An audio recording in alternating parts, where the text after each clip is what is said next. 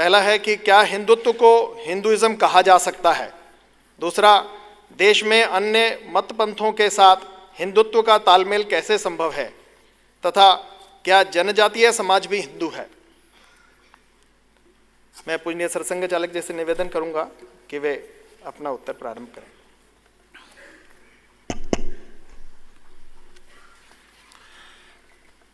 Hindutva, Hinduness, Hinduism ये गलत शब्द है, क्योंकि इज्म एक बंद चीज मानी जाती है। तो कोई इज्म नहीं है, वो एक प्रक्रिया है जो चलती रहती है। गांधी जी ने कहा है कि सत्य की अनवरत खोज का नाम हिंदुत्व है। राधा कृष्णन जी का एक बहुत सुंदर कोट है, मेरे पास नहीं है इसलिए मैं नहीं बताऊंगा, लेकिन एक उसका चरण है कि हिंदुत्व ये प्रोसेस है, सतत चलने वाली प्रक्रिया है, मोस्ट डायनामिक है, और उसमें सबका योगदान है जो भारत में हो गए विचारक। इसलिए हिंदुत्व को हिंदुइज्म नहीं कहना चाहिए, ऐसा मेरा मत है। और अन्य मतपंथों के साथ तालमेल कर सकने वाली एकमात्र विचारधारा ये भारत की विचारधारा है, हिंदुत्व की विचारधारा है, क्योंकि तालमेल का आधार मूल एकत्व। प्रकार विविध है और विविध होना अवश्यंभावी है, क्योंकि प्रकृति विविधता को लेकर चलती है। विविधता ये भेद नहीं है, विविधता ये साजा सज्जा है, प्रकृति का श्रृंगार है।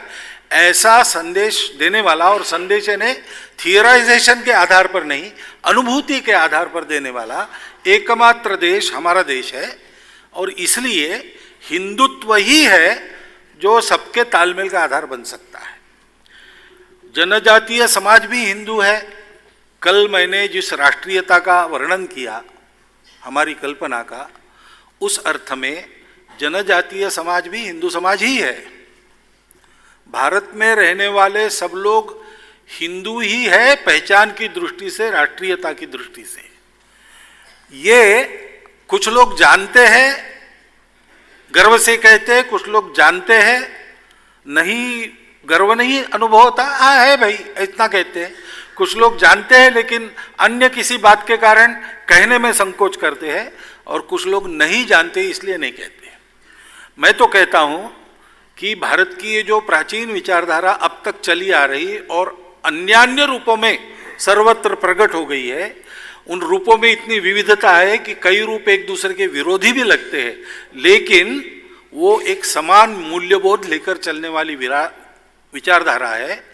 उस मूल्यबोध का प्रारंभ हमारे जनजातियों के बंधुओं के जीवन से और कृषकों के जीवन से प्रारंभ हुआ है। तो इस अर्थ में तो ये हमारे पूर्वज है, ऐसे ही उनको देखना चाहिए और उनके सारे स्थितियों का, समस्याओं का विचार करना चाहिए। ये सब अपने हैं, भारत में कोई पराया नहीं। परायापन हमने निर्माण किया है, हमारी परंपरा ने नहीं, वो तो एकता ही सिखाती है।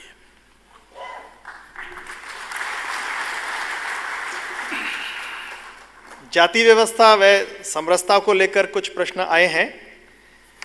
रतनलाल बैरवा जी, के जी सुरेश जी, मेजर जनरल संजय अग्रवाल जी, आप पूछ रहे हैं पूरे हिंदू समाज में समरसता के लिए रोटी बेटी का संबंध होना चाहिए, संघ इसके लिए क्या करेगा। दूसरा है अंतर जातीय विवाह तथा अंतर धार्मिक विवाह के संबंध में संघ क्या सोचता है। तीसरा, क्या यह सुनिश्चित किया जा सकता है कि हिंदू समाज जातियों में नहीं बटेगा। रोटी बेटी व्यवहार का हम पूरा समर्थन करते हैं, लेकिन जब इसको करने जाते तो रोटी व्यवहार तो आसान है, हम आसानी से कर सकते हैं, और मजबूरन बहुत लोग आजकल कर भी रहे हैं। वो मन से होना चाहिए, इसकी आवश्यकता है, समझदारी ठीक करनी पड़ेगी।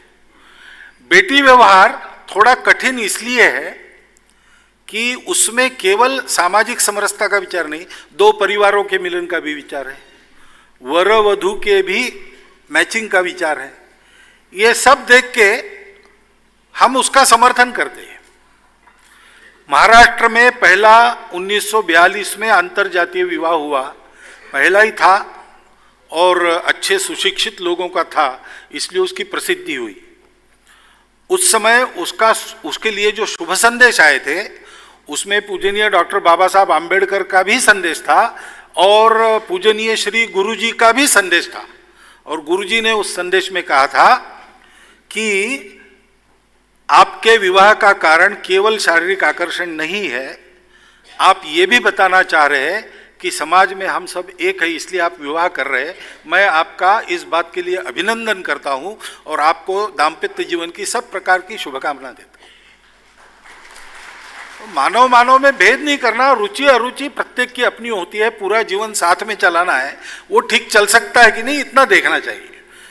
तो बेटी व्यवहार को भी हमारा समर्थन है। मैं तो कभी कभी कहता हूं कि भारत में अंतरजातीय विवाहों की गणना करके अगर परसेंटेज निकाला जाए तो शायद आपको सबसे ज्यादा परसेंटेज संघ के स्वयंसेवकों का मिलेगा ऐसा करने वाले।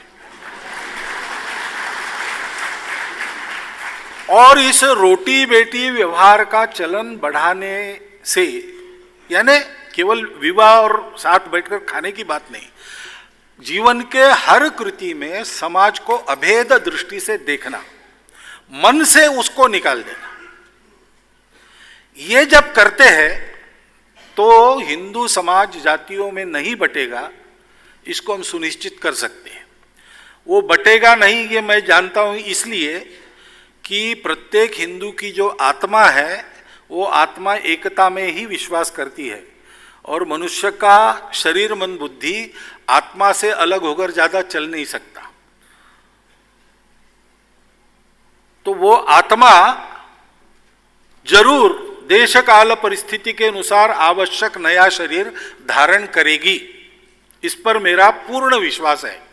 और इसलिए हम लोग सारे हिंदुओं को एकत्र करने का प्रयास कर ही रहे, इस विश्वास के साथ ही कर रहे हैं। नहीं तो जिस जमाने में संघ शुरू हुआ उस जमाने में किसी का विश्वास नहीं था ऐसे हो सकता है। बहुत लोगों ने डॉक्टर हेडगेवार को कहा कि कंधे पर पांचवा न हो तब तक जिस समाज के चार लोग एक दिशा में नहीं चल सकते उस समाज को कैसे एकत्रित करेंगे आप। लेकिन आज आप देखते हैं कि कर लिया है हमने, तो इसलिए ये जरूर होगा, ये किया जा सकता है, हमने करके दिखाया है और ये किया जाना चाहिए और हम करेंगे।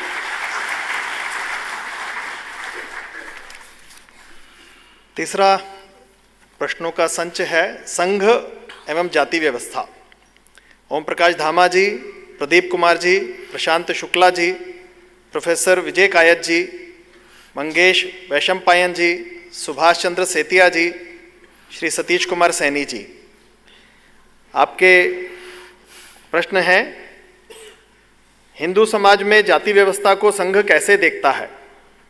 संघ में अनुसूचित जाति जनजातियों का कैसा प्रतिनिधित्व और स्थान है? तीसरा, घुमंतु और विमुक्त जातियों के लिए क्या संघ ने कोई पहल की है? जाति व्यवस्था कहते हैं उसमें गलती होती है। आज व्यवस्था कहाँ है, वो अव्यवस्था है।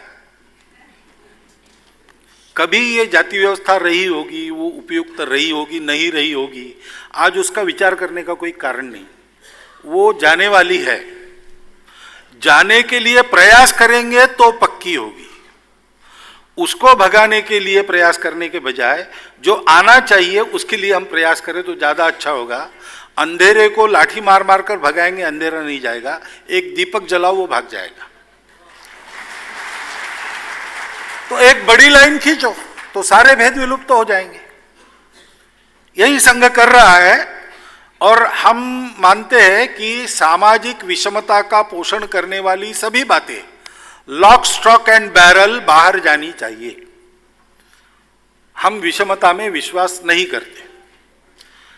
ये प्रत्यक्ष आचरण में आने तक की यात्रा कठिन है, लंबी है, लेकिन वो करनी ही पड़ेगी और उस पर हमने कदम बढ़ाया है।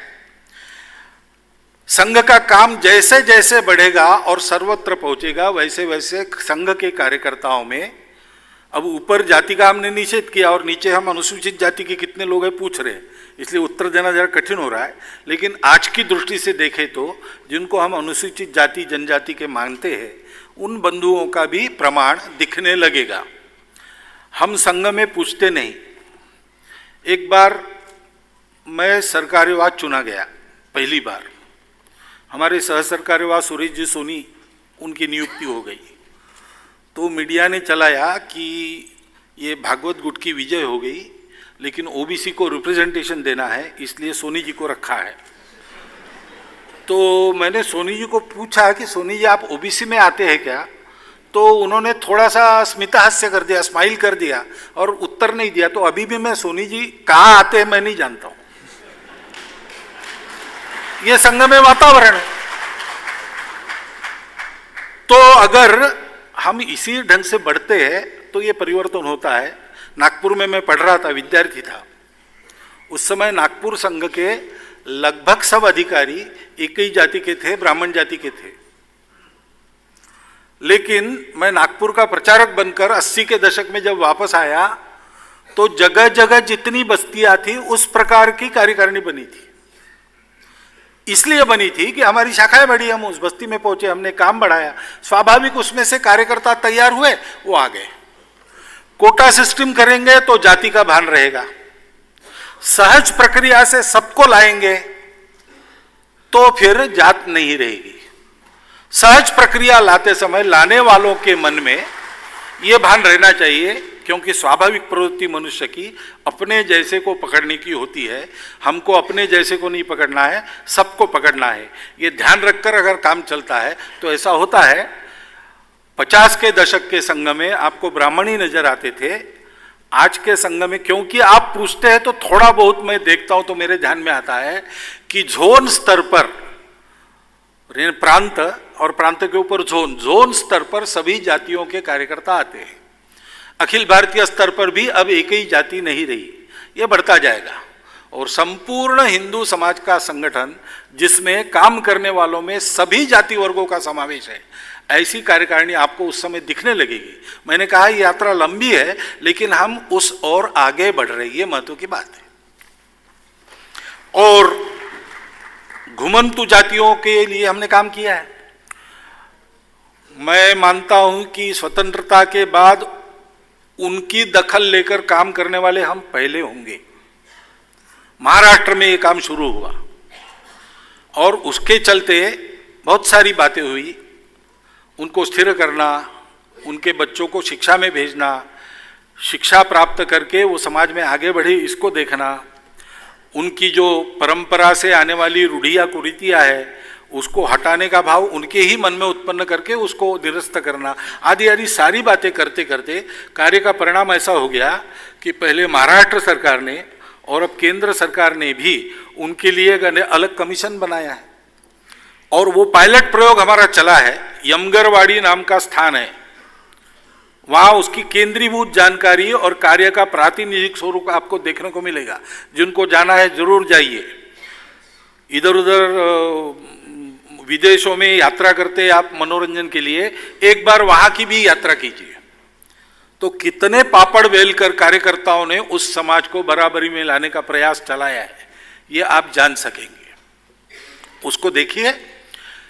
उस कार्य को अब अखिल भारत में जितनी घुमंतु विमुक्त जातियां हैं उनके लिए बढ़ाने का भी हमने उपक्रम पिछले वर्ष से प्रारंभ किया है और हम उनके लिए भी काम करेंगे। प्रश्नों के अगले समूह को हमने शिक्षा में भारतीय मूल्य इस शीर्षक में समाहित करने का प्रयत्न किया है। बहुत सारे महानुभावों ने ये प्रश्न पूछे हैं। प्रोफेसर रमेश कुमार पांडे जी, डॉक्टर आनंद पांडे जी, डॉक्टर गौरव अग्रवाल जी, सुभाष जिंदल जी, संजीव कुमार सिन्हा जी, रमण अग्रवाल जी, प्रेमपाल शर्मा जी, क्षितिज अवस्थी जी, आलोक गुप्ता जी, संजय मालपानी जी, lieutenant general VK Chaturvedi ji, group captain P आनंद नायडू जी, राजन कुमार जी, डॉक्टर गुंजन अग्रवाल जी, लोकेश जिंदल जी, प्रोफेसर शुभम मजूमदार जी। आपके प्रश्न हैं, शिक्षा में परंपरा और आधुनिकता का समन्वय, वेद, रामायण, महाभारत आदि का शिक्षा में समावेश, सह शिक्षा आदि विषयों पर संघ की क्या राय है। दूसरा, उच्च शिक्षा का स्तर लगातार घट रहा है, भविष्य के भारत का निर्माण कैसे होगा। देखिए, धर्मपाल जी के ग्रंथ आप पढ़ेंगे तो आपको ध्यान में आएगा कि अंग्रेजों के आने के बाद उन्होंने जब सर्वे किया तो उनको ध्यान में आया कि परंपरा से हमारी शिक्षा पद्धति ज़्यादा प्रभावी, अधिक लोगों को साक्षर बनाने वाली, मनुष्य बनाने वाली और अपना जीवन चलाने के लिए योग्य बनाने वाली थी। वो अपने देश में ले गए और ऐसा सब कुछ एक साथ न कर सकने वाली उनकी पद्धति यहाँ उन्होंने लाई। ये इतिहास है। और इसलिए आज की दुनिया में आधुनिक शिक्षा प्रणाली में जो लेने लायक है वो लेते हुए, अपनी परंपरा से जो लेना है वो लेकर हमको एक नई शिक्षा नीति बनानी चाहिए। आशा करता हूं कि नई शिक्षा नीति आने को हुई है, उसमें ये सब बातें होंगी और अपने देश का विचारधन उसमें से मिलना चाहिए। चतुर्वेदाः पुराणानि सर्वोपनिषदस्तथा रामायणं भारतंच गीता सद्दर्शनानि च जैनागमाः त्रिपिटकाः गुरुग्रंथ सतांगिरायने संतवाणी एष ज्ञान निधि श्रेष्ठ। ये शिक्षा में भारत के लोगों को मिलना ही चाहिए, सबको मिलना चाहिए। और भी संप्रदाय है जो बाहर से आए हैं लेकिन उसकी अच्छी खासी संख्या है, उसमें भी जो मूल्यबोध है वो सिखाना चाहिए। रिलीजन की शिक्षा भले ही हम न दें, लेकिन दृष्टि मूल्यबोध इस दृष्टि से और उसमें से निकलने वाले संस्कारों की दृष्टि से इन सब का अध्ययन, पठन, पाठन हमारे शिक्षा पद्धति में देश की शिक्षा, राष्ट्रीय शिक्षा इस नाते अनिवार्य है, ऐसा संघ का मत है। शिक्षा का स्तर घट रहा है ऐसा हम कहते हैं, शिक्षा का स्तर नहीं घटता, शिक्षा देने वालों का स्तर घटता है, लेने वालों का घटता है। छात्र शिक्षा के लिए आता है कि अपने जीवन की कमाई पर दृष्टि रख के उसके लिए आवश्यक डिग्री के लिए आता है? उसको हम घर में कैसा तैयार करते? मुझे एक सज्जन पुणे में मिले, सज्जन यानी कर्तृत्व संपन्न व्यक्ति है, पढ़ेगा लिखेगा नहीं इसलिए शिक्षा छोड़ के उनके पिताजी ने उनको पुणे भेज दिया सातारा से, और वहां वो प्रिंटिंग प्रेस का काम उसमें नौकरी करने लगे। करते करते उनके ध्यान में आया तो उन्होंने अपनी एडवर्टाइज एजेंसी चलाई और साथ साथ शिक्षा भी पोस्ट ग्रेजुएशन तक पूरी कर ली। और आज उनकी स्थिति यह है कि एक अव्वल एडवर्टाइजिंग फर्म उनकी है, और महाराष्ट्र सरकार को भी अगर किसी गांव का सत्य डाटा चाहिए तो उनके पास जाते हैं। प्रदीप लोखंडे उनका नाम है। उन्होंने मुझे कहा कि भागवत जी आप लोगों में भाषण देते हो, एक संदेश हमारा पहुंचाओ। तो मैंने कहा क्या संदेश है? उन्होंने कहा हर व्यक्ति को लगता है अपना बेटा आर्किटेक्ट, इंजीनियर, डॉक्टर ऐसे ही बने। अरे हर लड़का ऐसा नहीं बन सकता, हर एक की अपनी क्षमता भी होती है, रुचि भी होती है। उसको जो अच्छा लगता है वो करने को मिले, और जो वो करे वो उत्कृष्ट करे।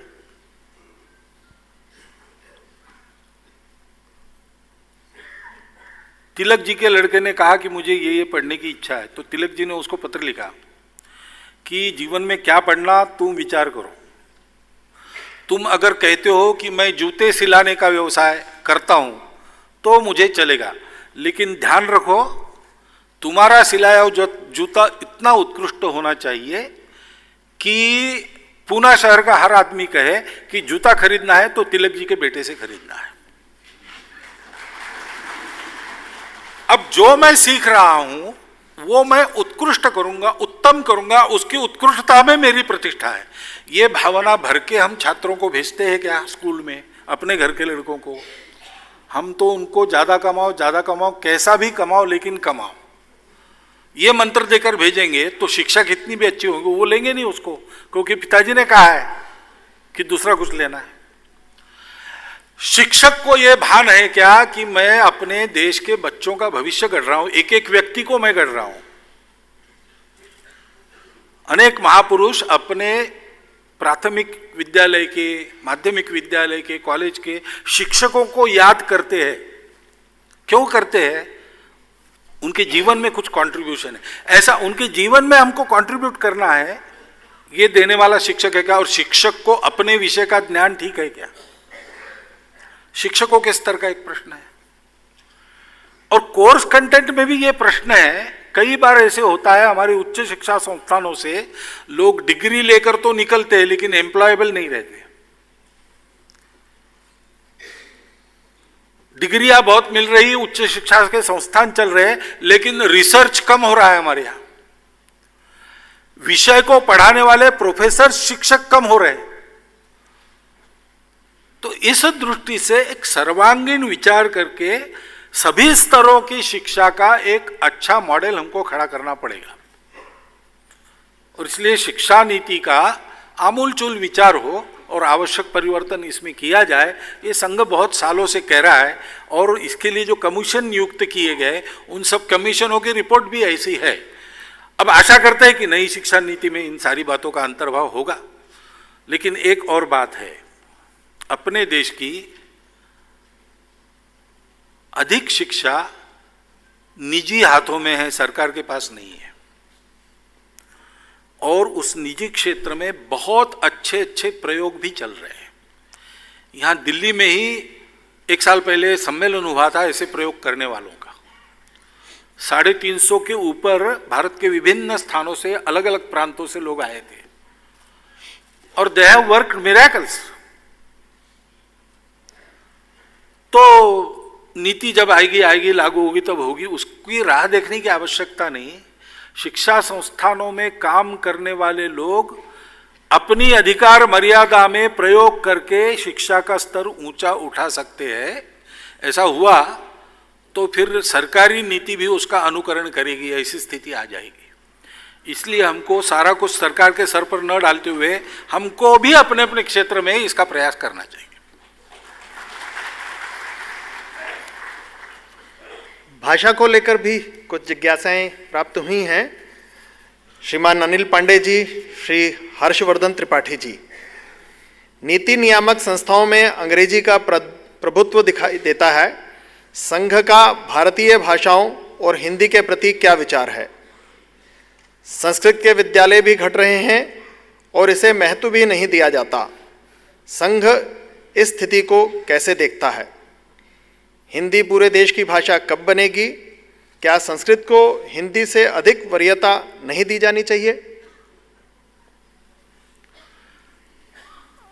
अभी जो अंग्रेजी के प्रभुत्व की बात है वो नीति नियामक संस्था में कहाँ है, वो तो हमारे मन में है। आज ये सामान्य अनुभव है कि भारत का उच्चभ्रू वर्ग भारतीय भाषाओं में जो बोल सकता है, हिंदी भी जानते हैं दोनों, लेकिन मिलते हैं तब अंग्रेजी में बात करते हैं। तो हम अपनी मातृभाषाओं को सम्मान देना शुरू करें। भाषा भाव की वाहक होती है, संस्कृति की वाहक होती है।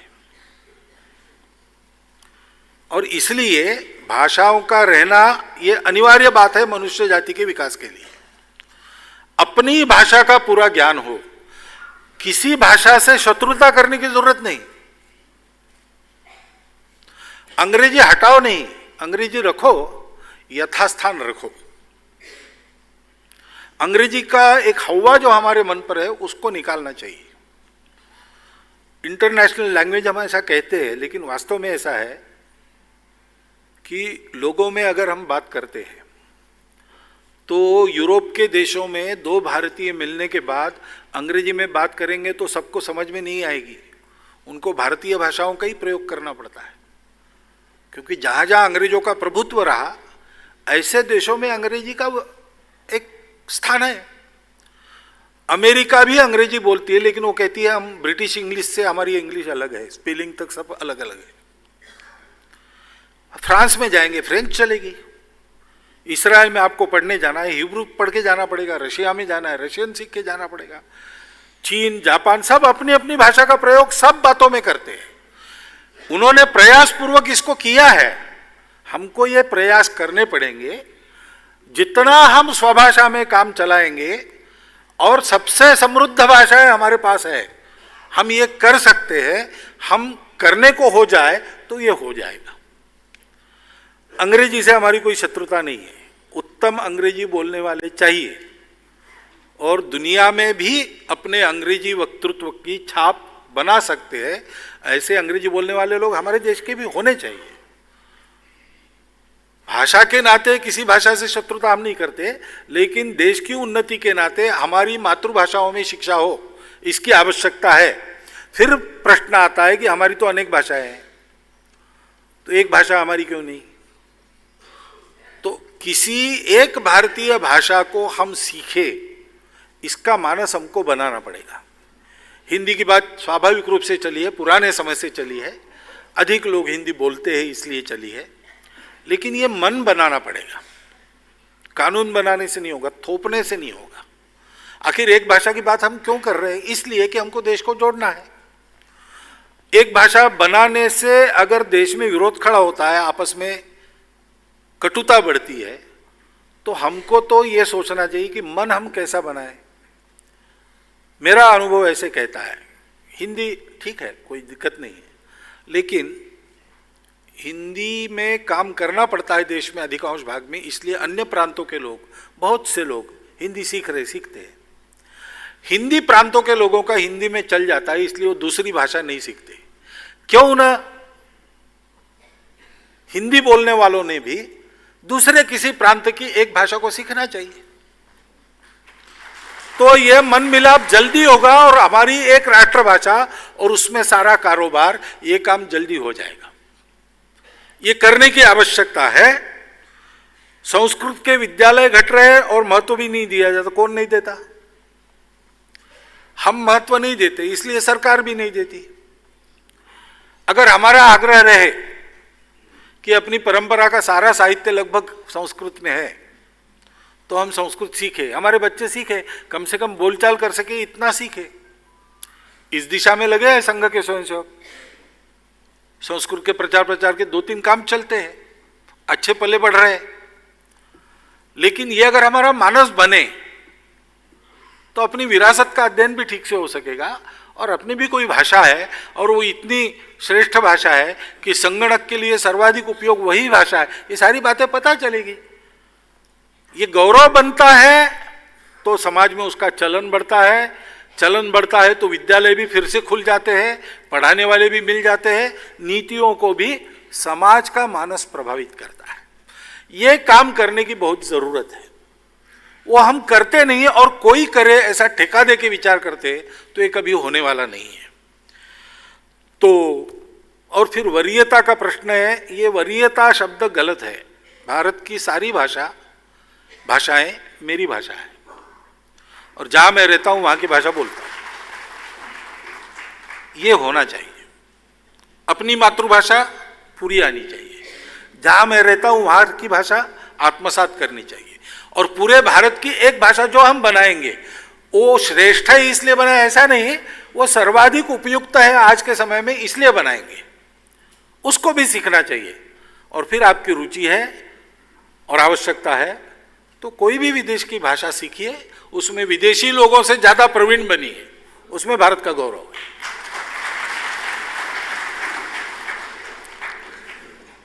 हम सब लोगों से कुछ शिकायत रहती है कि हमारी भाषा बहुत शुद्ध हिंदी है, तो भागवत जी से भी एक बहन ने ऐसी शिकायत की है। ये शिकायत अंग्रेज़ी को लेकर नहीं रहती है कि आपकी अंग्रेज़ी बहुत शुद्ध है, इसलिए ये प्रश्न नहीं है, इसको हमने शामिल नहीं किया है। महिला और संघ का दृष्टिकोण, इस विषय में भी कुछ प्रश्न आए हैं। बबीता फोगाट जी, विघ्नेश माथुर जी, डॉक्टर सुनीता जी, गीता सहारे जी, डॉक्टर पूजा ठाकुर जी। आपकी जिज्ञासाएं हैं, लड़कियों व महिलाओं की सुरक्षा को लेकर संघ की क्या दृष्टि है? संघ ने इस दिशा में क्या कुछ किया है? आखिर अपराधियों में कानून का डर क्यों नहीं है?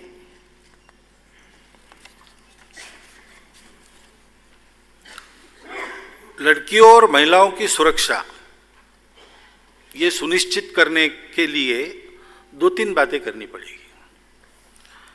पुराने जमाने में जब घर के अंदर महिलाओं का बंद होना निश्चित रहता था, तब उसकी जिम्मेवारी परिवार पर रहती थी। लेकिन अब महिलाएं भी पुरुषों की बराबरी से बाहर आकर कर्तृत्व दिखा रही, और दिखाना चाहिए उन्होंने, तो उनको अपनी सुरक्षा के लिए भी सजग और सक्षम बनाना पड़ेगा। इसलिए किशोर आयु के लड़के और लड़की दोनों का प्रशिक्षण करना पड़ेगा। किशोरी विकास, किशोर विकास, ये काम संघ के स्वयंसेवक कर रहे हैं। क्योंकि महिला असुरक्षित कब हो जाती है? जब पुरुष उसकी ओर देखने की अपनी दृष्टि को बदलता है। इस पर बड़ी चर्चाएं चली है। तो एक मीडिया की पत्रकार महिला बोल रही थी, मैं सुन रहा था, जब सजा हो गई थी बलात्कारियों को, कड़ी सजा हो गई थी सुप्रीम कोर्ट से, उसकी चर्चा चल रही थी। मैं बैठा था तो वो महिला कह रही थी कि केवल अपराधियों को सजा होने से काम नहीं चलता, मूल समस्या ये है कि महिलाओं को देखने की पुरुष की दृष्टि बदलनी पड़ेगी। और ये दृष्टि हमारी परंपरा में है, मातृवत परदारेषु, अपनी ब्याहता पत्नी छोड़कर बाकी सबको माता के रूप में देखना, ये अपना आदर्श है। उन संस्कारों को पुरुषों में भी जगाना पड़ेगा। इसलिए किशोर और किशोरी विकास के उपक्रम चले और महिलाओं को आत्म संरक्षण की कला सिखाने वाले उपक्रम भी बढ़े। इसमें भी स्वयंसेवकों ने काम प्रारंभ किया है। तो बड़ी मात्रा में और स्कूल कॉलेज की छात्राओं को इसका प्रशिक्षण देना और फिर उस प्रशिक्षण की स्पर्धाएं भी आयोजित करना, पिछले वर्ष से ये उपक्रम शुरू हुआ है। देश के सब राज्यों में ये शुरू होगा आगे चल के। संघ के स्वयंसेवक इसको करते, राष्ट्रीय स्वयंसेवक संघ केवल शाखा चलाता है और कुछ नहीं करता, लेकिन संघ के स्वयंसेवक ये करते हैं। तो विद्यार्थी परिषद के द्वारा ये उपक्रम शुरू किया गया है और उसके बड़े बड़े कार्यक्रम हो रहे हैं और ये प्रशिक्षण दिया जा रहा है। देशव्यापी ये कार्यक्रम वो चलाएंगे। अब कानून का डर अपराधियों में कम रहता है, क्योंकि कानून एक हद तक चल सकता है। समाज के धाक, संस्कारों का चलन, इसका परिणाम ज्यादा होता है। कानून की यशस्विता समाज के मानस पर निर्भर करती है। लाल बत्ती है, लेकिन लाल बत्ती न तोड़ने वाला समाज है तो लाल बत्ती का चलता है। इसलिए कानून तो कड़े से कड़े बनने चाहिए और उनका अमल ठीक से होके अपराधी को उचित सजा मिलनी चाहिए, इसमें कोई दो राय नहीं हो सकती। लेकिन उसके साथ साथ समाज भी इसकी नजर रखे, आंखों की शर्म हो लोगों में, समाज का वातावरण ऐसा हो जो अपराधों को बढ़ावा नहीं देता। ये हमारी जिम्मेवारी है। उस दृष्टि से यह संस्कार जागरण का पक्ष भी इन मामलों में उतना ही महत्व का है। हम देखते हैं कहीं कहीं 5, साढ़े 5 बजे के बाद महिलाएं बाहर जाती नहीं, और कहीं कहीं अपने देश में ऐसे इलाके हैं, ऐसे राज्य है जहां पर रात को भी सब अलंकार पहन के महिला कहीं जाकर आती है, अकेली भी जाती है तो भी उसके मन में कोई भय नहीं है। ये परिणाम कानून का नहीं है, ये परिणाम वहाँ के वातावरण का है। उस वातावरण को हमको बनाना पड़ेगा प्रयासपूर्वक, हम सबको उसके लिए काम करना पड़ेगा, वो करना चाहिए।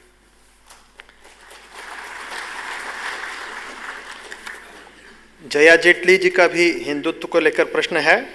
यदि हिंदुत्व की व्याख्या इतनी ही श्रेष्ठ और सुंदर है जैसी कि बताई गई, तो आज विश्व और भारत के भीतर भी हिंदुत्व को लेकर आक्रोश और हिंसा क्यों दिखाई देती है? संघ इसके लिए क्या करेगा? विश्व में हिंदुत्व को लेकर आक्रोश और हिंसा नहीं है, उल्टा है। विश्व में हिंदुत्व की स्वीकार्यता बढ़ रही है। भारत में है आक्रोश है, और भारत में जो आक्रोश है वो हिंदुत्व विचार के कारण नहीं है। विचार को छोड़कर गत 1500-2000 वर्षों में हमने जो आचरण से एक विकृत उदाहरण प्रस्तुत किया उसको लेकर है। हमारे मूल्यबोध के अनुसार जो आचरण करना चाहिए वो न करते हुए हम पोथीनिष्ठ बन गए, हम रूढ़िग्रस्त बन गए, और हमने बहुत सारा अधर्म धर्म के नाम पर किया। तो आज की देशकाल परिस्थिति अनुसार धर्म का, आचार धर्म का रूप बदलकर हमको उस आचरण को करना पड़ेगा, तो सारा आक्रोश विलुप्त हो जाएगा। क्योंकि विचार के नाते हिंदुत्व का विचार श्रेष्ठ, उदात्त, शुद्ध है। हमको विचार के अनुसार चलने का अभ्यास करना पड़ेगा, और संघ यही करता है। डॉक्टर हेडगेवार के प्रारंभिक दिनों के बौद्धिक वर्ग बहुत कम उपलब्ध है, लेकिन जो एक उपलब्ध है उसमें एक है तत्व और व्यवहार। उसमें डॉक्टर हेडगेवार ने कहा कि श्रेष्ठ तत्व केवल बोलने से क्या होता है, वैसा व्यवहार करके बताओ। जो तत्व व्यवहार में आप उतार नहीं सकते, वो तत्व किस काम का? और तत्व आपका श्रेष्ठ है लेकिन व्यवहार गलत है, तो भी वो तत्व किस काम का? और इसलिए हिंदुत्व के मूल्यबोध के आधार पर पहले हिंदू अच्छा पक्का सच्चा हिंदू बने, इसके लिए संघ चलता है। हम इन्हीं संस्कारों को प्रत्येक व्यक्ति में भरने का प्रयास लगातार 92 साल से कर रहे हैं। गौरक्षा व उससे जुड़े कुछ प्रश्न प्राप्त हुए हैं। पूछने वाले हैं श्रीमान मदन दास जी, स्मृति जी, प्रमोद कुमार जी, डॉक्टर A.K. त्रिपाठी जी। गाय के प्रश्न पर मॉब लिंचिंग क्या उचित है? गौरक्षा कैसे होगी? गौरक्षा कानून लागू नहीं होते हैं। गौ तस्करों के हौसले बहुत बड़े हुए हैं। गौरक्षा करने वालों पर हमले होते हैं। इन सब का क्या समाधान है? गाय का क्यों, किसी भी प्रश्न पर कानून हाथ में लेना, हिंसा करना, तोड़फोड़ करना, ये अत्यंत अनुचित अपराध है और उस पर कड़ी कार्रवाई होनी चाहिए, अपराधियों को सजा होनी चाहिए। परंतु गाय, ये परंपरागत श्रद्धा का विषय तो है ही, मानव बिंदु माना जाता है। गाय, मैं जानवरों का डॉक्टर हूं, मैं जानता हूं उस शास्त्र को, उसके हवाले से कह रहा हूं।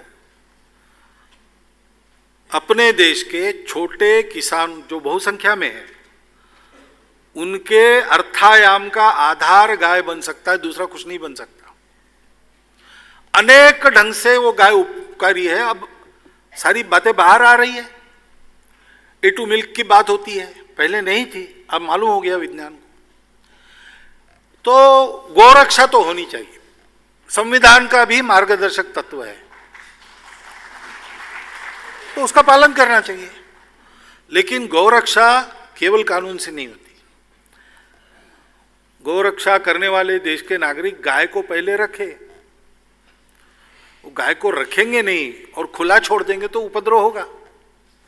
तो गौरक्षा के बारे में आस्था पर प्रश्न लगता है। इसलिए गौ संवर्धन, इसका विचार होना चाहिए। गाय के जितने सारे उपयोग हैं सामान्य रोजमर्रा के जीवन में, वो कैसे आज लागू किए जाए, कैसे उसका ज्ञान दिया जाए, कैसे तकनीकी का उपयोग करके उसको घर घर तक पहुंचाया जाए, इस पर बहुत लोग काम कर रहे हैं। वो गौरक्षा की बात करते हैं, वो लिंचिंग करने वालों में नहीं है। वो समाज की भलाई के लिए काम कर रहे हैं, सात्विक प्रकृति के लोग हैं।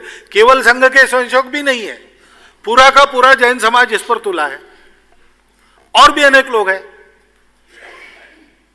अच्छी गौशालाएं चलाने वाले, भक्ति से चलाने वाले मुसलमान भी अपने देश में बहुत जगह है। तो इन सब लोगों को लिंचिंग के साथ कभी जोड़ना नहीं चाहिए। उनके कार्य को प्रोत्साहन मिलना चाहिए, क्योंकि वो अपने देश के सामान्य व्यक्ति के हित का काम है, अपने देश की अर्थव्यवस्था में एक बड़ा आधार साबित हो सकता है। और इसलिए गौ तस्कर हमला करते हैं तो उसको भी अब लिंचिंग पर आवाज करते हैं, और गौ तस्कर हमला करते और हिंसा करते उस पर आवाज नहीं होती। ये दोगली प्रवृत्ति छोड़नी चाहिए।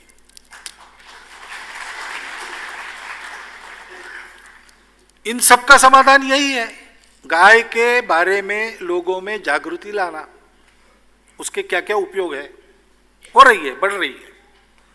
और सारी बातें आजकल कागजों में नमूद है, वैज्ञानिकों में शोध हुआ है, उसके डॉक्यूमेंट्स उपलब्ध हैं, और गौरक्षा का काम करने वाले लोग सात्विक प्रवृत्ति से इस एक काम को बढ़ा रहे हैं। वो बढ़ेगा।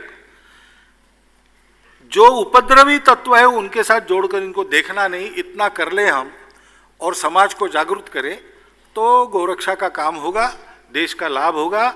और गाय के सानिध्य का ये प्रत्यक्ष अनुभव है, हाथों से गौसेवा करने वाले की आपराधिक प्रवृत्ति कम हो जाती है। जेल की गौशालाओं में ये प्रयोग हो चुके हैं, तो देश का ये अपराध वगैरह भी कम हो जाएगा, ऐसा मुझे लगता है। अविनाश चंद्र मान जी ने कन्वर्जन को लेकर प्रश्न किया है, क्या कन्वर्जन छल बल धन से हो रहा है? क्या इसके लिए राष्ट्रीय स्तर पर कानून बनना चाहिए? अगर सभी मत पंथ समान हैं तो संघ कन्वर्जन का विरोध क्यों करता है? एक गुलाबराव महाराज हो गए, उनको भी यही आखिरी वाला प्रश्न पूछा गया था। उन्होंने जो उत्तर दिया वही मैं आपको देता हूं। अगर सभी मतपंथ समान है तो कन्वर्जन का विरोध क्यों, ऐसा पूछा गया तो उन्होंने कहा अगर सभी मतपंथ समान है तो कन्वर्जन की आवश्यकता क्यों?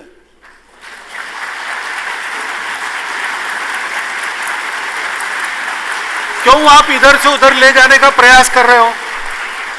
सभी मतपंथ समान है ना, तो जो जिसमें है उसमें वो पूर्णता प्राप्त करेगा, तपस्या करेगा। तो आप उसको फिर भी इधर ला रहे हो, तो आपका उद्देश्य उसको अध्यात्म सिखाना नहीं है। भगवान मार्केट में बेचा नहीं जाता, भगवान जबरदस्ती स्वीकार नहीं किया जाता, लेकिन छल बल दल से होता है तो वो होना ही नहीं चाहिए, क्योंकि उसका उद्देश्य मनुष्य की आध्यात्मिक उन्नति नहीं है, दूसरे कुछ उद्देश्य छपे हैं। आप सब विद्वान लोग हैं, मैं उसका वर्णन क्यों करूं? आप देश विदेश के इतिहास पढ़ लीजिए, उसमें कन्वर्जन करने वालों के क्या रोल रहे हैं, इसका डाटा निकालिए, सत्य डाटा। संघ वालों ने न लिखा हुआ डाटा, संघ के विरोधी विचार रखने वालों ने भी इसके बारे में जो लिखा है वो देख लीजिए, तो आपको पता चलेगा कि इसका विरोध क्यों करना चाहिए। संघ वाले क्यों करें, सब पूरे समाज ने ऐसे कन्वर्जन का विरोध करना चाहिए। ये मेरा मामला है, मैं किसकी पूजा करूं? मेरे मन में आता है, एक नारायण वामन तिलक थे, चित्पावन ब्राह्मण थे, अच्छा परिवार था, उनके मन में आ गया कि यीशु का रास्ता ठीक है, और उन्होंने अपने आप को ईसाई बना, वो पास्टर बने। उनके पत्नी ने अपना धर्म नहीं छोड़ा, वो बने रहे, और संघ वालों सहित सब लोग महाराष्ट्र में उनको बड़े आदर की दृष्टि से देखते हैं। उन्होंने कन्वर्शन किया, इसकी बात कोई नहीं करता। उन्होंने देशभक्ति की उत्तमोत्तम कविताएं हमको दी और एक सात्विक जीवन का आदर्श अपने जीवन में समाज में रखा, क्योंकि वो छल बल से कन्वर्ट नहीं हुए थे, उनके मन में परिवर्तन आया। इसको तो मान्यता है हिंदुओं में, लेकिन ऐसा नहीं होता है। चर्च में आने के लिए इतने रुपए देंगे, ऐसा जब होता है उसका विरोध करना ही चाहिए। अध्यात्म ये बेचने की चीज नहीं है।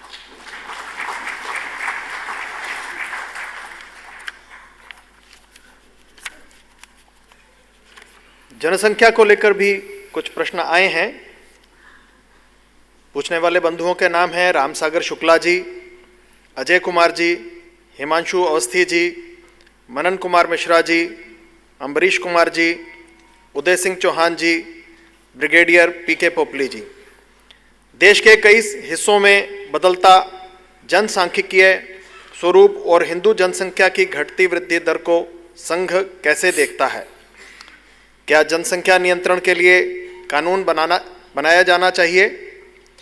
50 साल बाद भारत में हिंदुओं की स्थिति क्या होगी? जनसंख्या से क्या विकास प्रभावित हो रहा है? संघ इसे कैसे देखता है? संघ का इसके बारे में प्रस्ताव है, उसी का वर्णन मैं करता हूं। जनसंख्या का विचार जैसे एक बोझ के रूप में होता है, क्योंकि मुंह बढ़ेंगे तो खाने को देना पड़ेगा, रहने को जगह देनी पड़ेगी, पर्यावरण का उपयोग ज्यादा होगा, तो है। लेकिन जनसंख्या काम करने वाले हाथ भी देती है। अभी भारत तरुणों का देश है, 56% शायद तरुण है, और हमको बड़ा गर्व है। दुनिया में सर्वाधिक तरुण देश भारत है। 30 साल के बाद यही तरुण बूढ़े हो जाएंगे, तब इनसे ज्यादा तरुणों की संख्या नहीं होगी तो भारत बूढ़ों का देश हो जाएगा, जैसे आज चीन का हुआ है। इसलिए जनसंख्या का विचार दोनों दृष्टि से करना चाहिए और तात्कालिक नहीं, एक 50 साल का प्रोजेक्शन मन में लाकर ये सोचना चाहिए कि तब कितने लोगों को खिलाने की हमारी क्षमता होगी। रोटी, कपड़ा, मकान, स्वास्थ्य, शिक्षा, अतिथि सत्कार, ये जो गृहस्थ की आवश्यकताएं 6 रहती है, उसको देने की क्षमता हमारी क्या होगी। उस समय का भार अपना पर्यावरण कितना वहन कर सकेगा, कितनी उसकी क्षमता हम बढ़ा सकते हैं। उस समय ये सारा करने के लिए काम करने वाले हाथ हमको कितने चाहिए। और जनसंख्या चर्चा तो हम सब करते हैं, जन्म देने का काम माताओं को करना पड़ता है। तो वो माता हमारी कितनी सक्षम है, कितनी प्रबुद्ध है, कितनी स्वतंत्र है, उसके भरण पोषण की व्यवस्था उसके हाथ में कितनी है, ये सारा विचार करते हुए। और एक महत्व की बात दूसरे प्रश्न में जो पहले प्रश्न में ही आई है, डेमोग्राफिक बैलेंस।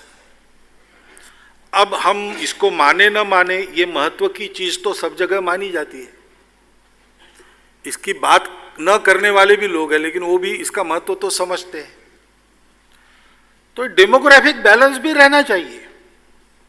इसको ध्यान में रखकर एक जनसंख्या के बारे में नीति हो। अभी नीति है, 2.1 संतान का वो पुरस्कार करती है, लेकिन फिर एक बार देखा जाए ये सारे अंग उसमें विचारित है कि नहीं, सुविचारित है कि नहीं, अगले 50 साल तक की स्थिति की कल्पना हुई कि नहीं, और वो नीति बने और उस नीति में जो तय होता है वो सब पर समान रूप से लागू किया जाए, किसी को उसमें से छुट्टी ना हो।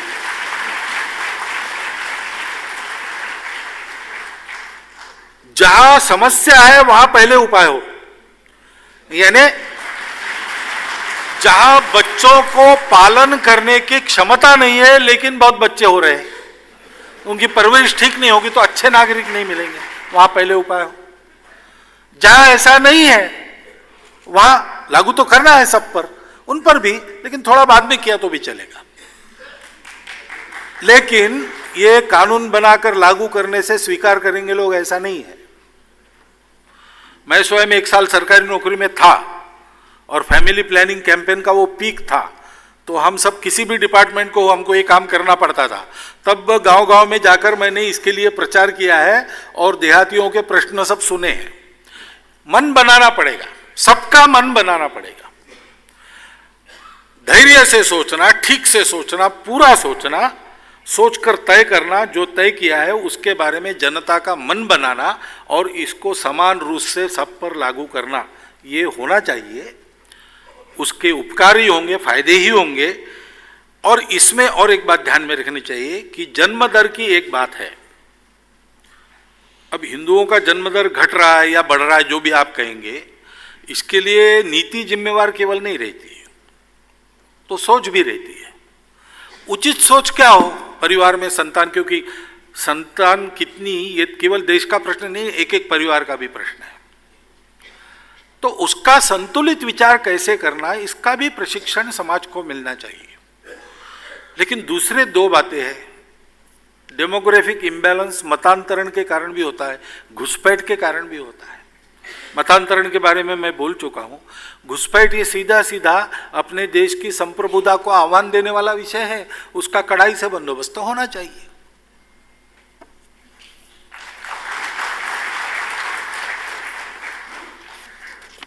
आरक्षण को लेकर हमेशा चर्चा चलती रहती है, इस पर भी कुछ प्रश्न आए हैं।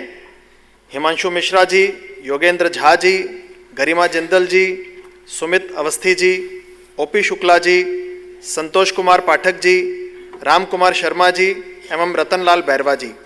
आपके प्रश्न हैं, आरक्षण पर संघ का क्या मत है और आरक्षण कब तक जारी रहेगा? क्या आर्थिक आधार पर आरक्षण को संघ मान्यता देता है? आरक्षण के कारण जो समाज में अनेक संघर्ष हो रहे हैं, उनका हल क्या है? क्या क्रीमी लेयर को आरक्षण मिलना चाहिए? क्या अल्पसंख्यकों को आरक्षण मिलना चाहिए? सामाजिक विषमता को हटाकर समाज में सबके लिए अवसरों की बराबरी प्राप्त हो, इसलिए सामाजिक आरक्षण का प्रावधान संविधान में किया है। संविधान सम्मत सभी आरक्षणों को संघ का पूरा समर्थन है।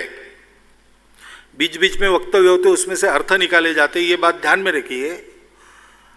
सामाजिक विषमता दूर करने के लिए संविधान में जितना जहां आरक्षण दिया गया है उसको संघ का पूरा समर्थन है और रहेगा। आरक्षण कब तक चलेगा इसका निर्णय जिनके लिए आरक्षण दिया गया है वही करेंगे। उनको जब लगेगा कि अब इसकी आवश्यकता नहीं हमको, तो फिर वो देखेंगे, लेकिन तब तक इसको जारी रहना चाहिए, ऐसा संघ का बहुत सुविचारित, और जब से यह प्रश्न आया है चर्चा में तब से मत है, उसमें बदल नहीं हुआ है। अब क्रीमी लेयर को क्या करना, और लोग मांगते हैं सामाजिक आधार पर आरक्षण संविधान में है, संप्रदायों के आधार पर नहीं है, क्योंकि सभी संप्रदाय कभी ना कभी समाज के अग्रणी वर्गों में रहे हैं अपने यहां, तो उनके आरक्षण का क्या करना।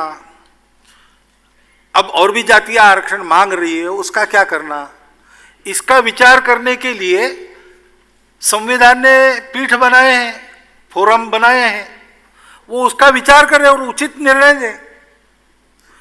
आरक्षण समस्या नहीं है, आरक्षण की राजनीति ये समस्या है। भाई अपने समाज का एक अंग पीछे है ऐतिहासिक सामाजिक कारणों से। शरीर पूरा स्वस्थ तब कहा जाता है, उसके सब अंग अगर आगे जाना है तो आगे जाते हैं। मैं आगे जाने को होता हूं, हाथ हिलने लगते लेकिन पैर पीछे रह जाते हैं, तो मुझे पैरालिटिक कहा जाता है।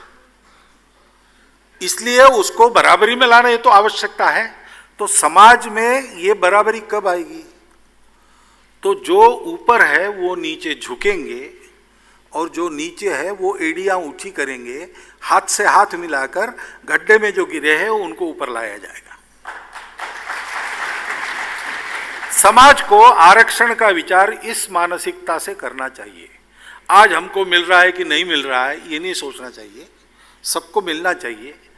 सामाजिक कारणों से 1000 वर्षों से लगभग ये स्थिति है कि हमारे एक समाज का एक अंग पूर्णतः निर्बल हमने बना दिया है, उसको ठीक करना आवश्यक है। 1000 वर्षों की बीमारी ठीक करने में अगर 100-150 साल हमको नीचे झुक के रहना पड़ता है तो ये कोई महंगा सौदा बिल्कुल नहीं है, ये तो कर्तव्य है हमारा। ऐसा सोच के इसका विचार करना चाहिए, तो इन सारे प्रश्नों के हल मिलेंगे। और इस प्रश्नों को लेकर राजनीति नहीं करनी चाहिए, ये समाज की स्वस्थता का प्रश्न है, इसमें सब ने एक मत से चलना चाहिए, ऐसा संघ को लगता है। SC/ST एक्ट और उससे पैदा हुई समाज विभाजन की परिस्थिति को लेकर राजेंद्र कुमार पारचा जी, राधेश्याम सिंह जी, डॉक्टर दीपक शुक्ला जी एवं गोपाल प्रसाद जी ने प्रश्न पूछे हैं। अत्याचार निरोधक कानून पर सर्वोच्च न्यायालय के निर्णय से जो इन वर्गों की प्रतिक्रिया और आक्रोश निर्मित हुआ है, क्या यह उचित था? क्या सर्वोच्च न्यायालय के निर्णय को संसद को बदलना चाहिए था? सवर्ण और अनुसूचित समाज में जो खाई निर्माण हो गई है, क्या वह ठीक है और यह कैसे दूर होगी?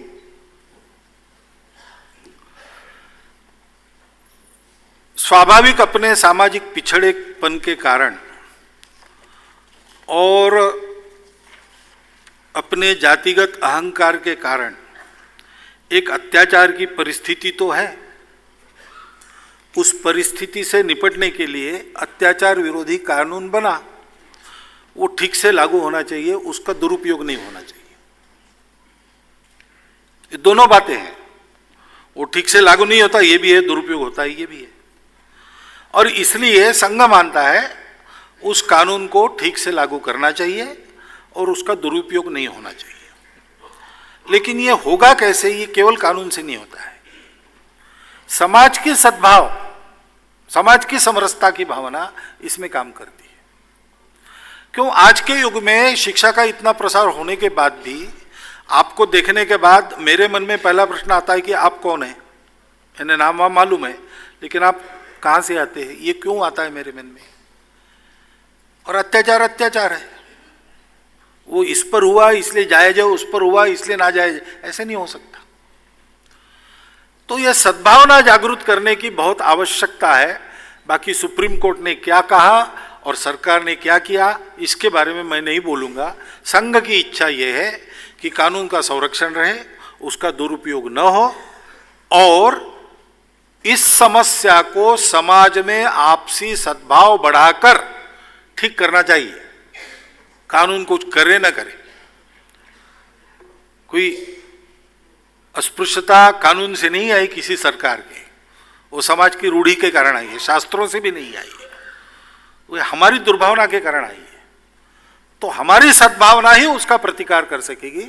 उस सद्भावना को बढ़ाने के काम स्वयंसेवकों ने चलाए हैं, समरसता मंच के रूप में स्वयंसेवक काम करते हैं। सद्भावना बैठकें चलाकर इन सारी बातों को ठीक करने का उनका प्रयास रहता है। हाल ही में समलैंगिकता के संबंध में सर्वोच्च न्यायालय का जो निर्णय आया है, उसके संबंध में अजय मित्तल जी व गौतम भारतीय जी ने प्रश्न पूछा है। हाल में न्यायालय के फैसले के बाद धारा 377 और समलैंगिकता का मुद्दा चर्चा का विषय बना हुआ है। संघ का इस पर क्या मत है? इसके साथ ही किन्नरों की भी सामाजिक स्थिति यह एक प्रश्न है, इस पर आपका क्या विचार है? समाज का प्रत्येक व्यक्ति अपनी भाषा मानते हैं तो जाति, अपने संप्रदाय के साथ समाज का एक अंग है। तो ये जो विशिष्टता है उसके साथ ऐसी कुछ बातें भी समाज में कुछ लोगों में है, लेकिन वो है तो समाज के अंग। उनकी व्यवस्था करने का काम, ये फिर से मैं कहता हूं, समाज ने करना चाहिए। और अपनी परंपरा में, अपने समाज में ये काम हुआ है। अब समय बदला है तो अलग प्रकार की व्यवस्था करनी पड़ेगी, करनी चाहिए। उसको बड़ा चर्चा का मुद्दा और जैसे वही प्रमुख समस्या है देश की, इतना बनाकर हो हल्ला करने से काम नहीं होगा। ये सहृदयता से देखने की बातें हैं।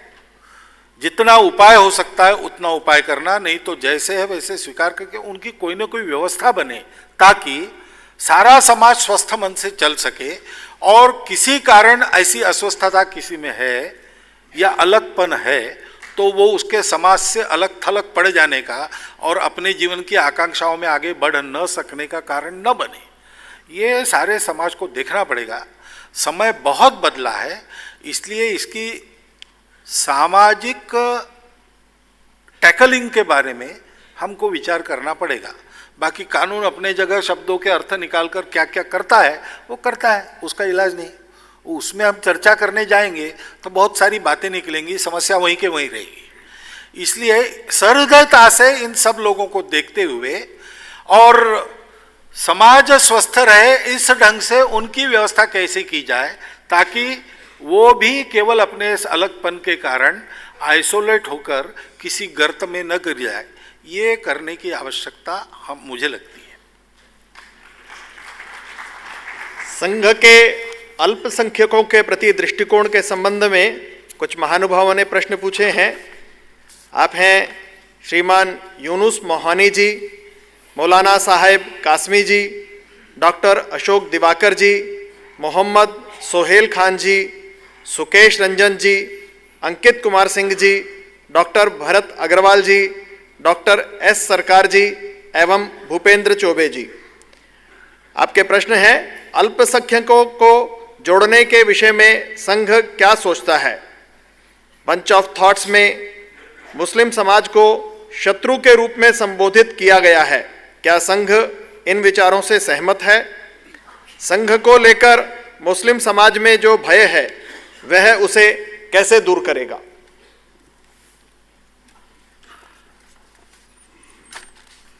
अल्पसंख्यक इस शब्द की परिभाषा अभी स्पष्ट नहीं है अपने यहाँ।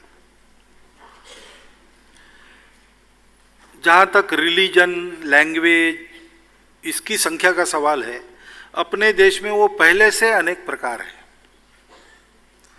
लेकिन हमने कभी स्वतंत्रता के या अंग्रेजों के आने के पहले अल्पसंख्यक शब्द का उपयोग नहीं किया।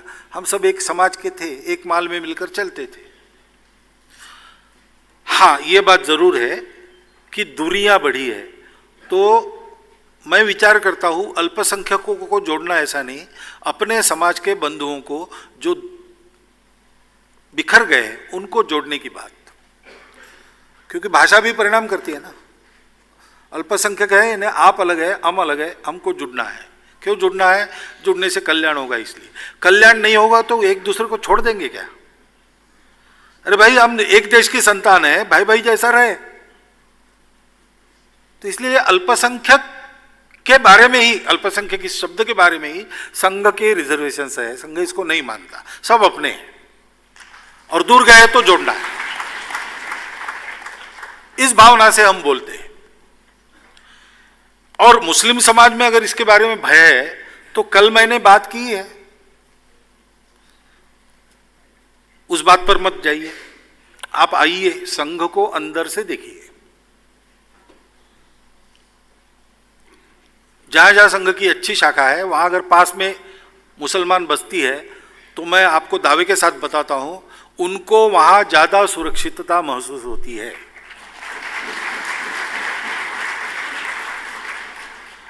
और इसलिए आप देखिए, हमारा आह्वान राष्ट्रीयता का है, जो भारत के मुसलमानों की, ईसाइयों की, सबकी परंपरा है, उस परंपरा का है, उसके प्रति गौरव का है, मातृभूमि के भक्ति का है, वही हिंदुत्व है।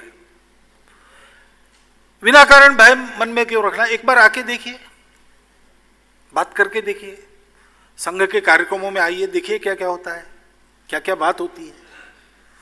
मेरा तो अनुभव है, जो जो आते हैं उनके विचार बदल जाते हैं।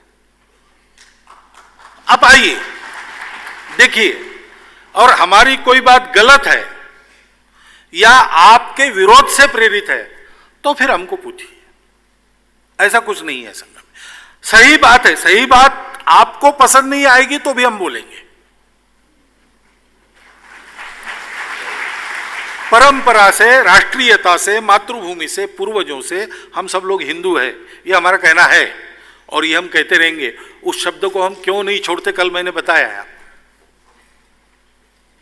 लेकिन इसका मतलब हम आपको अपना नहीं मानते, ऐसा नहीं। हम आपको अपना मानने के लिए ऐसा कह रहे हैं। किस आधार पर हम आपको अपना माने? वो पंथ संप्रदाय नहीं है, भाषा नहीं है, जात कुछ नहीं है। मातृभूमि, संस्कृति, पूर्वज ये है, उन पर हम जोर देते हैं, उसको हम अपने राष्ट्रीयता के घटक मानते हैं। इसलिए आकर देखिए। अब रही बात बंच ऑफ थॉट्स की, तो बातें जो बोली जाती है वो परिस्थिति विशेष, प्रसंग विशेष के संदर्भ में बोली जाती है, वो शाश्वत नहीं रहती है। एक बात तो यह है कि गुरुजी के जो शाश्वत विचार है उनका एक संकलन प्रसिद्ध हुआ है, Shri Guruji man and mission, ठीक है, व्यक्ति और कृतित्व, व्यक्तित्व और कृतित्व, हाँ, विजन एंड मिशन। उसमें तात्कालिक संदर्भ से आने वाली सारी बातें हमने हटाकर उनके जो सदा काल के लिए उपयुक्त विचार है वो रखे। उसको आप पढ़िए, उसमें आपको ऐसी बातें नहीं मिलेंगी। दूसरी बात है कि संघ ये बंद संगठन नहीं है कि डॉक्टर हेडगेवार ने कुछ वाक्य बोल दिए, अब उन्हीं वाक्यों को लेकर हम चलने वाले हैं। समय बदलता है, संगठन की स्थिति बदलती है, हमारा सोचना, आर्टिकुलेशन ये भी बदलता है, और बदलने की परमिशन डॉक्टर हेडगेवार से हमको मिलती रही है। नहीं तो डॉक्टर हेडगेवार पहले दिन बता देते कि अपने को राष्ट्रीय स्वयंसेवक संघ चलाना है, शाखा शुरू करो। उन्होंने एक भी चीज नहीं बताई, विचार बताए, तरुण कार्यकर्ताओं ने प्रयोग किए, जो उचित लगा वो रखा, जो नहीं लगा वो नहीं रखा, और संघ ऐसे ही बढ़ता चला जा रहा है। तो आप संघ को एक बंद संगठन मानकर विचार करते हैं तो आपको बंच ऑफ थॉट्स में क्या लिखा है उससे शंका उत्पन्न होती है। मैं कहता हूं आज आप संघ के कार्यकर्ता क्या क्या कर रहे हैं उसका प्रत्यक्ष अनुभव लीजिए, वो क्या सोचते हैं कैसे, इसका अनुभव लीजिए, आपकी सारी शंकाएं दूर हो जाएगी। जम्मू कश्मीर की परिस्थिति के बारे में भी कुछ प्रश्न प्राप्त हुए हैं। श्रीमान देवेंद्र पाराशर जी, राशिदा मीर जी, भारत सिंह रावत जी एवं संजीव उपाध्याय जी पूछते हैं, धारा 370 तथा अनुच्छेद 35A के संबंध में संघ का क्या मत है? क्या जम्मू कश्मीर राज्य का 3 भागों में विभाजन होना चाहिए?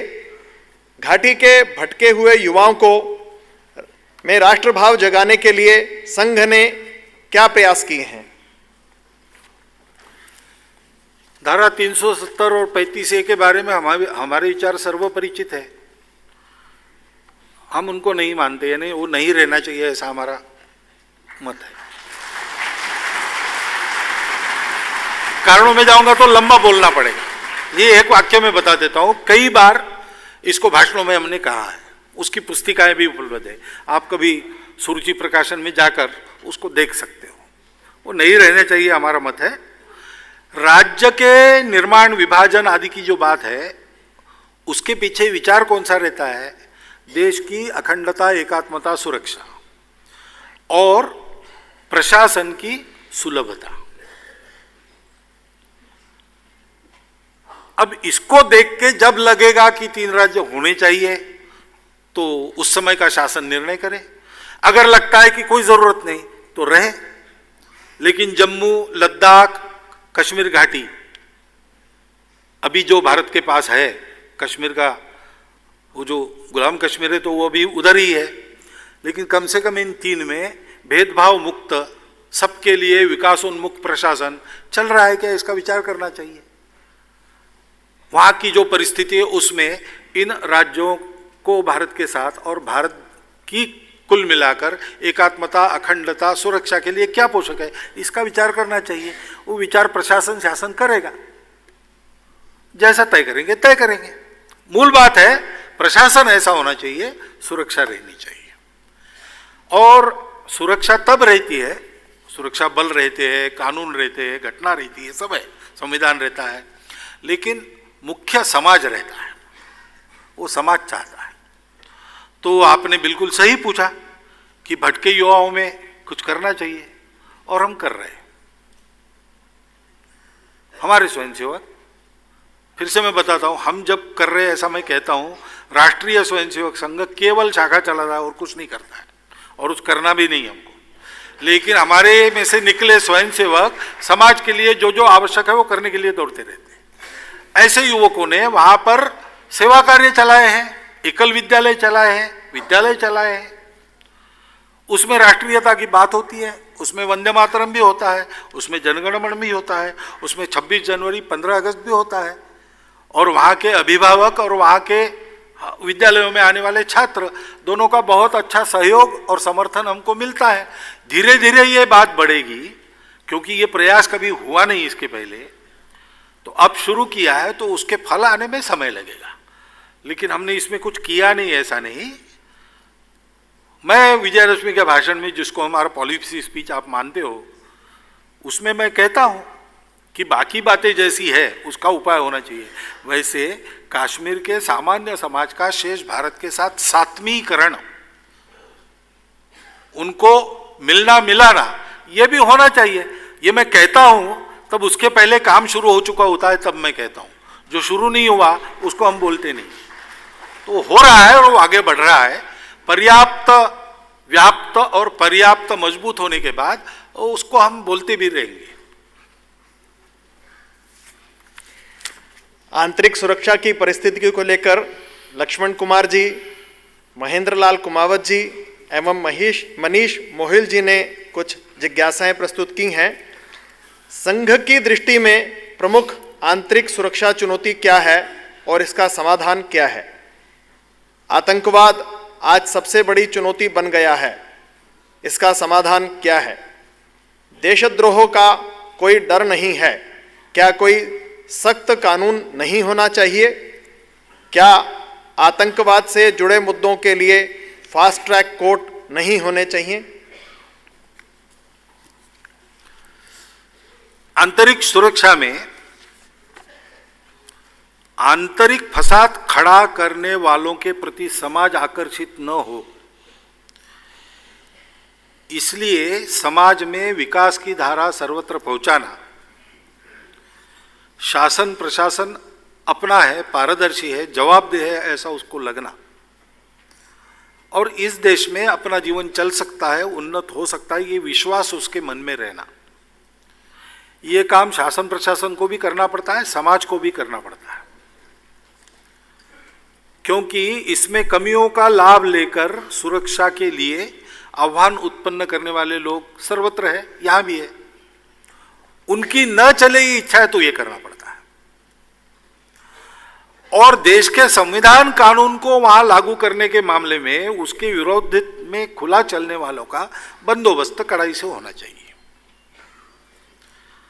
तो अपने समाज की स्थिति ये भी एक चुनौती आंतरिक सुरक्षा का विचार करते तब सामने आती है, और शासन की कार्रवाई पर्याप्त सख्त हो, पर्याप्त सीधी हो, बोली से बात नहीं होती, गोली से बात नहीं होगी, बोली से हो सकती है, और बोली इस तरफ जानी चाहिए कि भारत देश एक रहे, भारत देश अखंड रहे। इस रवैये से सबको चलना चाहिए। इसमें जो कभी कभी आगे पीछे होता है, उसके परिणाम घातक होते हैं। और इसलिए सरकार की दृढ़ नीति, समाज और सरकार का सब लोगों तक पहुंचना, सब तक विकास को पहुंचाना, और अपनत्व का एक भरोसा सब में उत्पन्न करना, ये बात है। और उसको लेकर जो कानून बने हैं, और सख्त कानून आवश्यकता है, बनने चाहिए, ये सब मैं बात करता हूं, लेकिन उन कानूनों के अमल में सुरक्षा को खतरा उत्पन्न करने वाले, कानून तोड़ने वाले, देशद्रोह की भाषा करने वालों के तरफ से अपने ही समाज से उनका समर्थन करने वाले खड़े न हो, यह भी आवश्यकता है। तो समाज का मन ऐसा बने कि ऐसी बात करने वाले आइसोलेट हो जाए, ये भी साथ साथ होना चाहिए। ये दोनों बातें जब होती है तब फिर आंतरिक सुरक्षा अत्यंत मजबूत रहती है। समान नागरिक संहिता, यूनिफॉर्म सिविल कोड, इस संबंध में ब्रजेंद्र बहादुर जी व मेजर हर्ष कुमार जी जानना चाहते हैं कि समान नागरिक संहिता के विषय में संघ का क्या मत है। संविधान का मार्गदर्शक तत्व तो है, और इस दृष्टि से इसको कहा जाता है कि एक देश के लोग एक कानून के अंदर रहें, एक कानून के अंदर रहने का मन बने समाज का। समान नागरिक संहिता की जब चर्चा निकालते लोग तो उनका रुख रहता है हिंदू और मुसलमान, लेकिन केवल इतना नहीं है, सबकी परंपराओं में कुछ न कुछ परिवर्तन आएगा, हिंदुओं की भी। फिर आज दायभाग भी चलता है और मिताक्षरा भी चलता है, अपने जनजातीय बंधुओं के परंपरागत कानून भी चलते हैं कि सब विविधता को ध्यान में रखते संविधान में अनुमति है। ये सारा ध्यान में रखकर किसी एक संहिता के लिए समाज का मन बने, ये प्रयास होना चाहिए।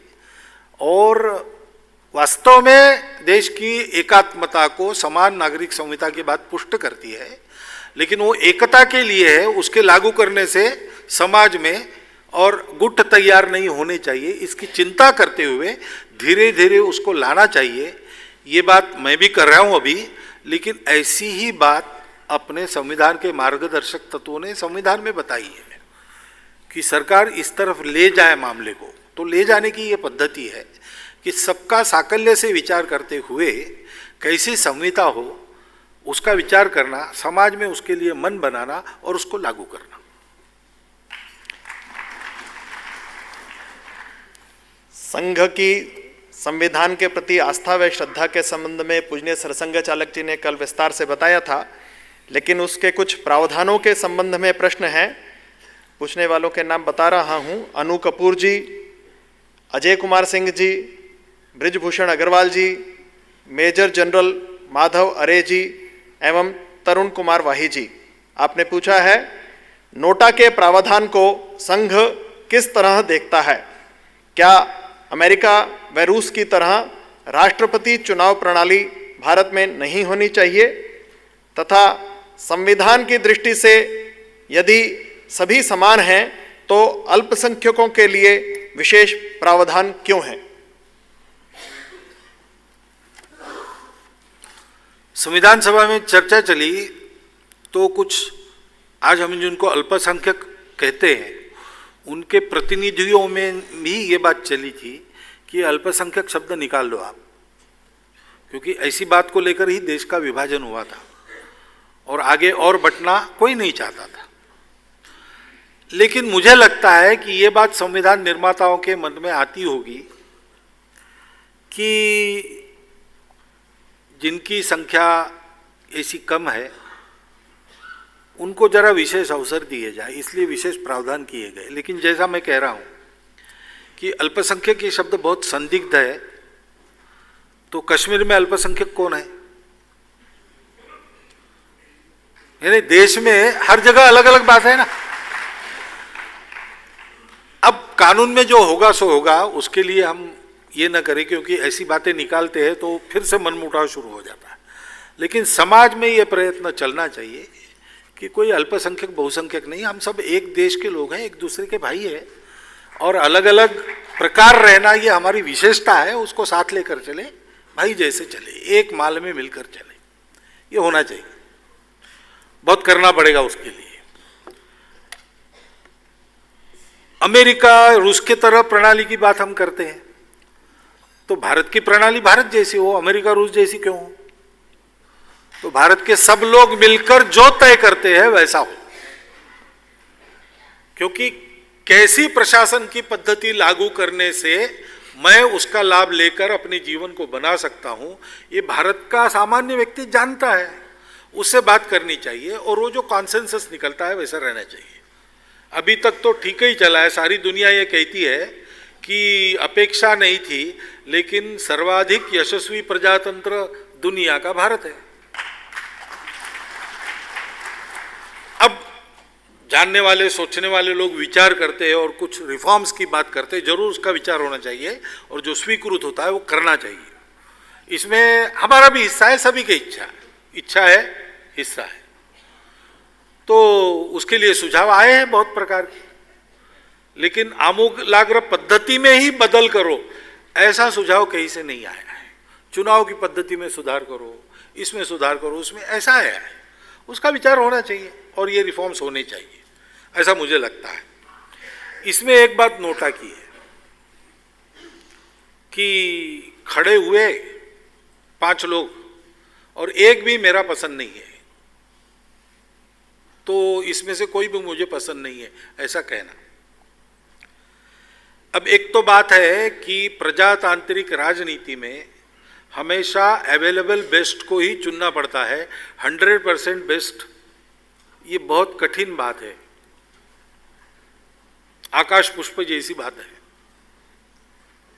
मैं आज की बात नहीं कर रहा हूं, ये महाभारत के समय से है। कौरव पांडवों का युद्ध आसन्न हो गया तो यादवों की सभा में विचार चला कि किसका समर्थन करना। कुछ लोग कौरवों के पक्ष में थे, कुछ लोग पांडवों के पक्ष में थे, और कौरवों के अधर्म की चर्चा चल रही थी तो लोग कह रहे हैं कि पांडव कौन से दूल्हे चावल के हैं, इन्होंने अपनी पत्नी को कोई दाव पर लगाता है क्या? इन्होंने बहुत गलतियां की है, इनको कैसे धार्मिक कहे? बलराम जी ने कहा कि आप लोग बहुत चर्चा कर रहे हो, लेकिन आप सबको मालूम है कि कृष्ण कहेगा वही हम करेंगे, और वो तो चुप है, उसको पूछो। तो फिर कृष्ण को पूछा गया।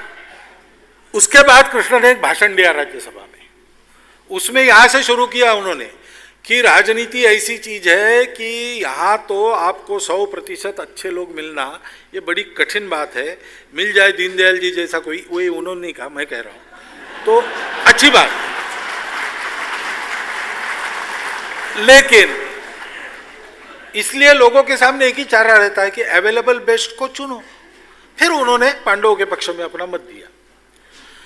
अब जब नोटा हम करते हैं तो हम अवेलेबल बेस्ट को भी किनारे कर देते हैं और इसका लाभ जो अवेलेबल वर्स्ट है उनको ही मिलता है।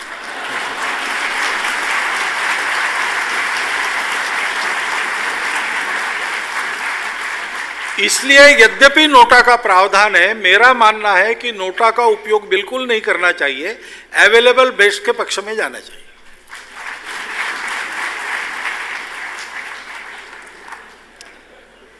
कोई भी जिज्ञासा समाधान का कार्यक्रम संघ व उसके भाजपा के रिश्ते इसके बिना समाप्त नहीं होता है, तो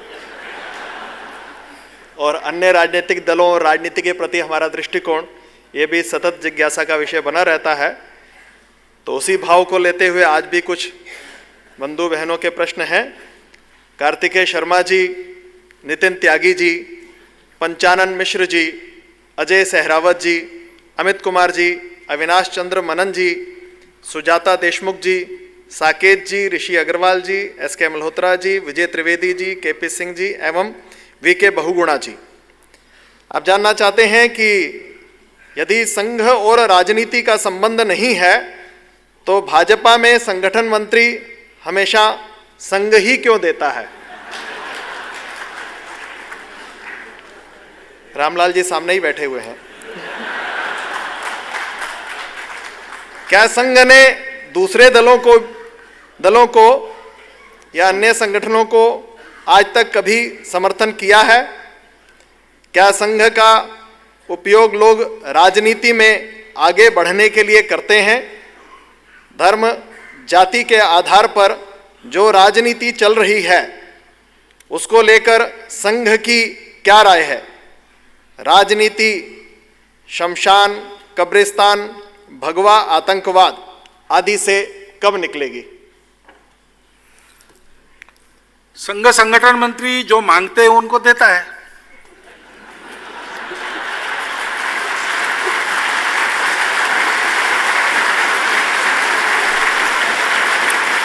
अभी तक और किसी ने मांगा नहीं है।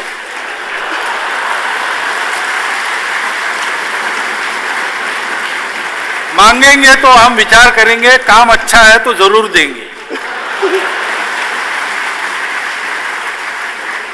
क्योंकि हम किसी दल का समर्थन हमने कभी किया नहीं है 93 सालों में।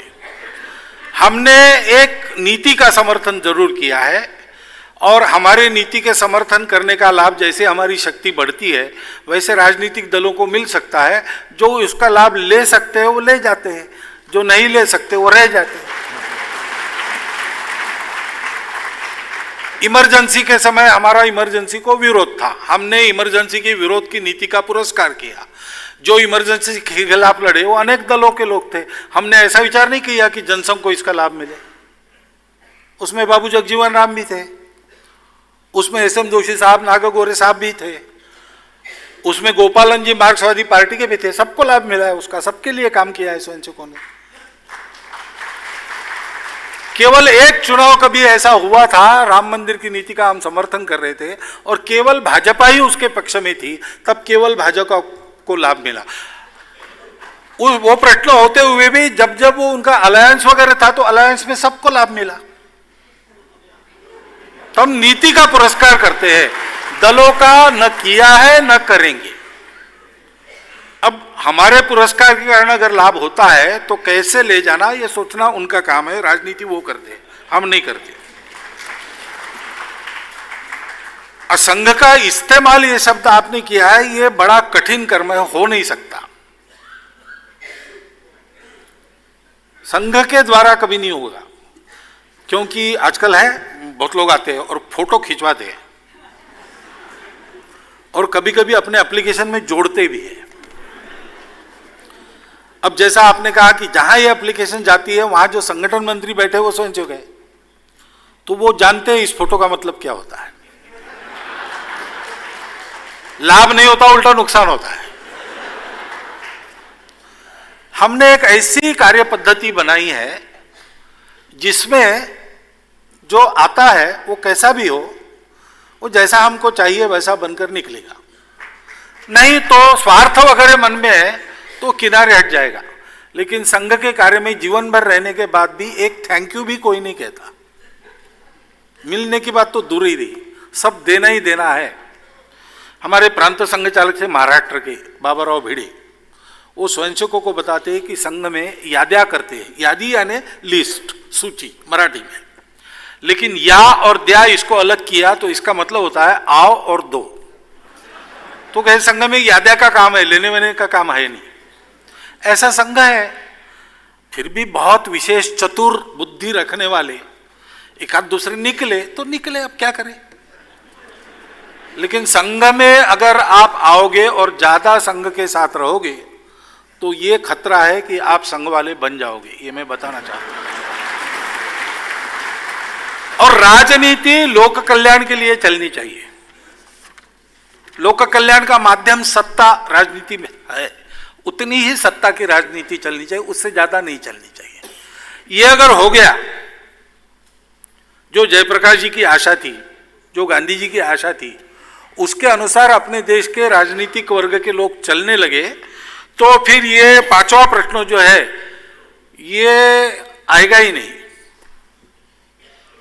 स्मशान, कब्रिस्तान, भगवा, आतंकवाद, ये सारी बातें होंगी नहीं। ये सारी बातें तब होती है जब राजनीति केवल सत्ता के लिए चलती है, सत्ता के माध्यम से लोक कल्याण के लिए नहीं चलती है। तो उस प्रकार का प्रशिक्षण वहां होने की आवश्यकता है। जो लोग राजनीति में है वो इसका विचार करें। देश की आर्थिक परिस्थिति एवं बेरोजगारी के संबंध में कुछ प्रश्न आए हैं। जो पूछ रहे हैं आप हैं सुभाष नागपाल जी, श्रीमान मंगेश जी, समीक्षा अवस्थी जी, मनन मिश्रा जी एवं रवि मिश्रा जी।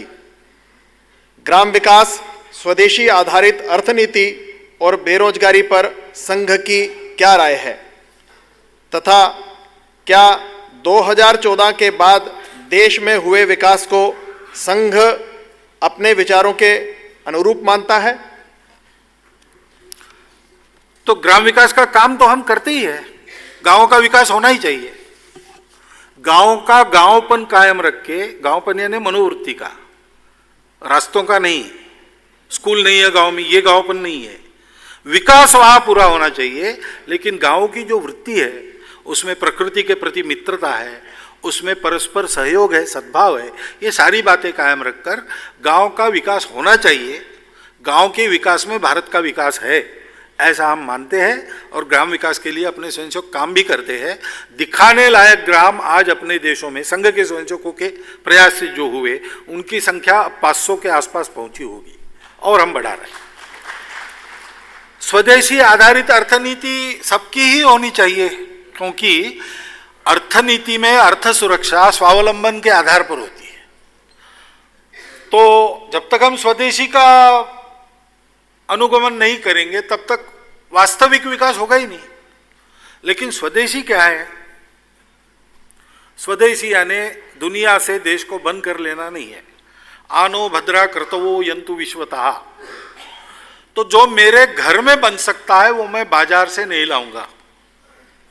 मेरे गांव के बाजार में जो मिलता है उससे मेरे गांव का रोजगार बनता है, मैं बाहर बगाउस के बाजार से नहीं लाऊंगा। ऐसे क्रमशः जाते हैं, तो जो अपने देश में बनता है वो बाहर से नहीं लाना। लेकिन अपने देश में बनता ही नहीं और जीवन के लिए आवश्यक है तो बाहर से भी लाऊंगा।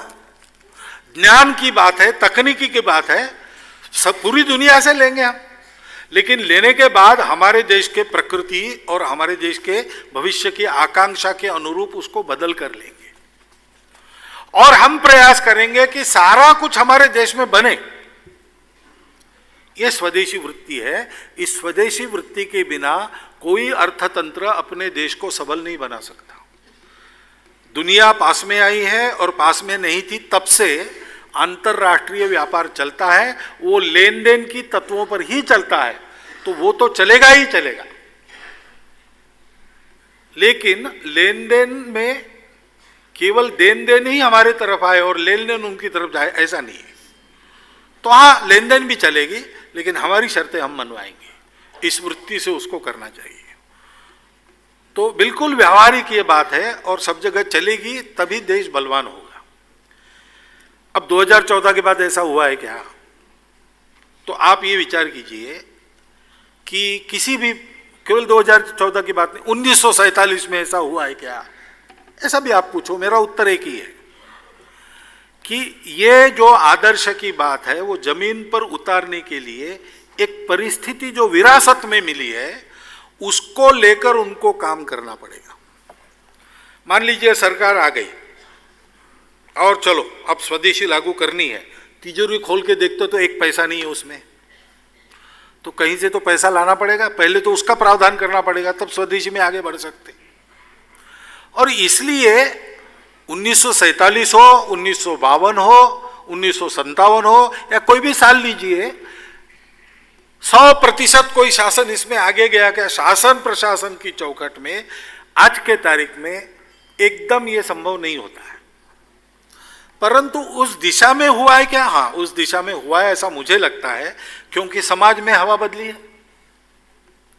आज हमारे देश के ज्यादा लोग सोच रहे हैं कि हम अपने देश में बनाएंगे। आज हमारे देश की कंपनियां स्पर्धा करने के लिए आगे जा रही है। अब रामदेव बाबा जैसे संत भी आगे जा रहे हैं,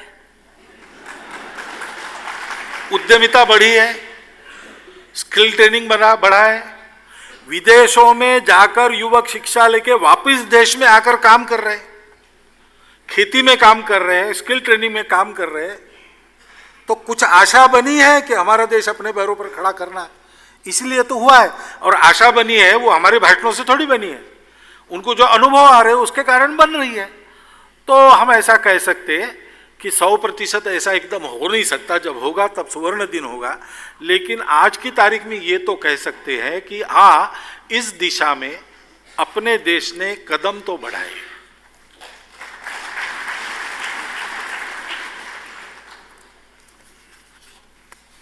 राम मंदिर के संबंध में विनोद कुमार मिश्र जी ने प्रश्न किया है। आस्था का प्रश्न कानूनी मसला बना हुआ है, क्या इस विषय पर शाहबानो प्रकरण की भांति अध्यादेश लाया जा सकता है, और या फिर संघ के इस व्याख्यान माला के आयोजन की भांति किसी बड़े सामाजिक संवाद का आयोजन किया जा सकता है? अब अध्यादेश का मामला सरकार के पास है और आयोजन का मामला राम जन्मभूमि मुक्ति संघर्ष समिति के पास है, दोनों में मैं नहीं हूं। तो आंदोलन में क्या करना वो उच्चाधिकार समिति उसकी है, वो तय करती है। वो पूछेगी सलाह तो मैं बताऊंगा। हाँ, जरूर संवाद करना चाहिए, ऐसा मेरा मत है। करते भी है, नहीं करते ऐसा नहीं है। अध्यादेश लाना कि नहीं लाना, कानूनन ला सकते हैं क्या? अध्यादेश लाने के बाद उसको चुनौती नहीं मिलेगी, ये पक्का है क्या? चुनौती मिलने के बाद ये कहा जाएगा क्या कि चुनाव के चलते ये काम किया गया है? ये सब उनके सोचने की बातें हैं, मेरी नहीं है। मैं चाहता हूं संघ के स्वयंसेवक के नाते, संघ के सरसंघ चालक के नाते और राम जन्मभूमि आंदोलन के एक हिस्से के नाते कि राम जन्मभूमि पर भव्य मंदिर जल्दी बनना चाहिए।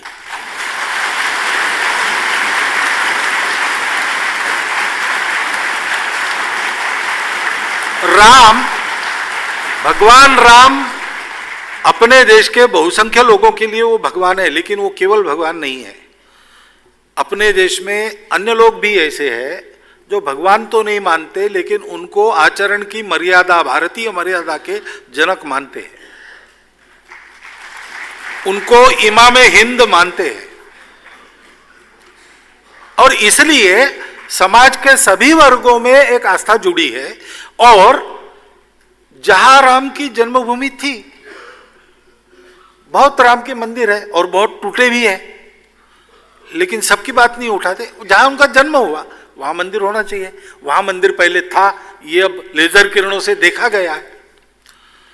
और अगर ये हो गया तो हिंदू और मुसलमानों के बीच के झगड़े का एक बड़ा कारण समाप्त हो जाएगा।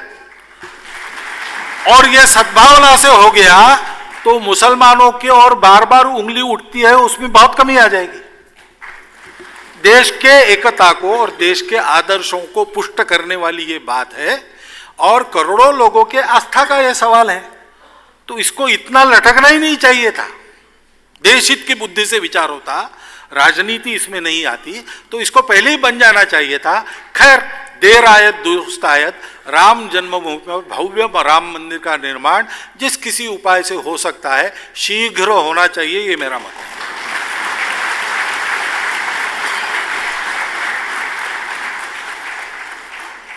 कौशल अरोड़ा जी ने पूछा है कि पर्यावरण के नाम पर हिंदू त्योहारों व परंपराओं का विरोध करने का जो प्रचलन चल पड़ा है, इस पर संघ का क्या मत है?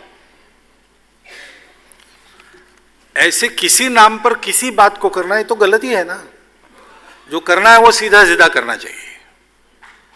पर्यावरण का निमित्त लेकर त्योहारों का विरोध करना, तो बहुत से लोगों के बहुत से त्योहार ऐसे हैं।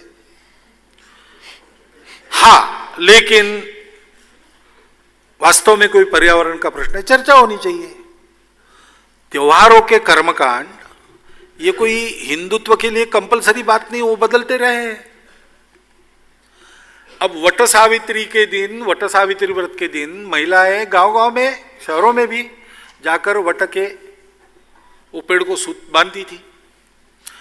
अब बंबई जैसे, कलकत्ते जैसे शहर में वट ही नहीं है, तो अब क्या हुआ, उसकी डालियां तोड़कर लाते हैं और उसको बेचते हैं, और डाली ले जाते हैं, उसको बांधते हैं। अब ये धर्मसम्मत है क्या? अरे धर्मसम्मत नहीं है, लेकिन क्या करें, वो प्रतीक है संस्कार का, तो कुछ तो करना पड़ता है। समाधान कि हाँ हमने वट वृक्ष की पूजा की, ये होना पड़ता है ना। तो डाली ये बदलता है देश काल परिस्थिति के अनुसार, उस बदल के लिए भी संकोच नहीं करना चाहिए। पटाखों की बात है, पॉल्यूशन की बात आती है। आपको पता है कि पहले पटाखे बनते थे वो मिलावट के नहीं बनते थे, वो शुद्ध बारूद के बनते थे। और खेती का सारा काम होने के बाद, एक फसल होने के बाद, वर्षा के बाद जो कीड़े बनते थे और तकलीफ देते थे सबको, इन पटाखों के धुएं के कारण उनका कुछ नियंत्रण हो जाता था। ये उसका उपयोग था। आज भी है क्या वो उपयोग? देखने की बात है। आज नहीं, उसका उपद्रव है, बदलो। लेकिन सीधा कहो ना। और फिर केवल हिंदुओं के त्योहारों पर क्यों? सबका परीक्षण ऐसा करो, देश काल परिस्थिति के अनुसार बदलो। कर्मकांड कोई ध्रुव रेखा नहीं, वो बदलते रहता है, इसमें हिंदुओं में मना ही नहीं है। और आप घर में विचार करो, योग्य विचार करो, युक्त विचार करो, और जाके लोगों को बताओ कि मैं विद्वान हूं, मैं कहता हूं बदल दो। ऐसा मत करो। समाज मन को बदलना पड़ता है, समझाओ, अनुनय करो। बात करते समय हिंदू धर्म की अनिष्ट प्रथा, ऐसा क्यों कहते हो? आप ये कहो कि पर्यावरण के लिए खतरा है और हिंदुओं में सुधार की परंपरा है, तो इसका विचार करना चाहिए, तो लोग मानेंगे ना। जिस ढंग से यह किया जाता है वो ढंग मन में शंकाएं पैदा करता है, और वास्तव में अगर ये उद्देश्य है तो वो नहीं करना चाहिए। और कुछ सदुद्देश्य है तो अपना सदुद्देश्य लोगों के ध्यान में आए, इस तरीके से उसको करना है, तो हमारे धर्माचार्य भी इसका विचार करेंगे, क्यों नहीं करेंगे।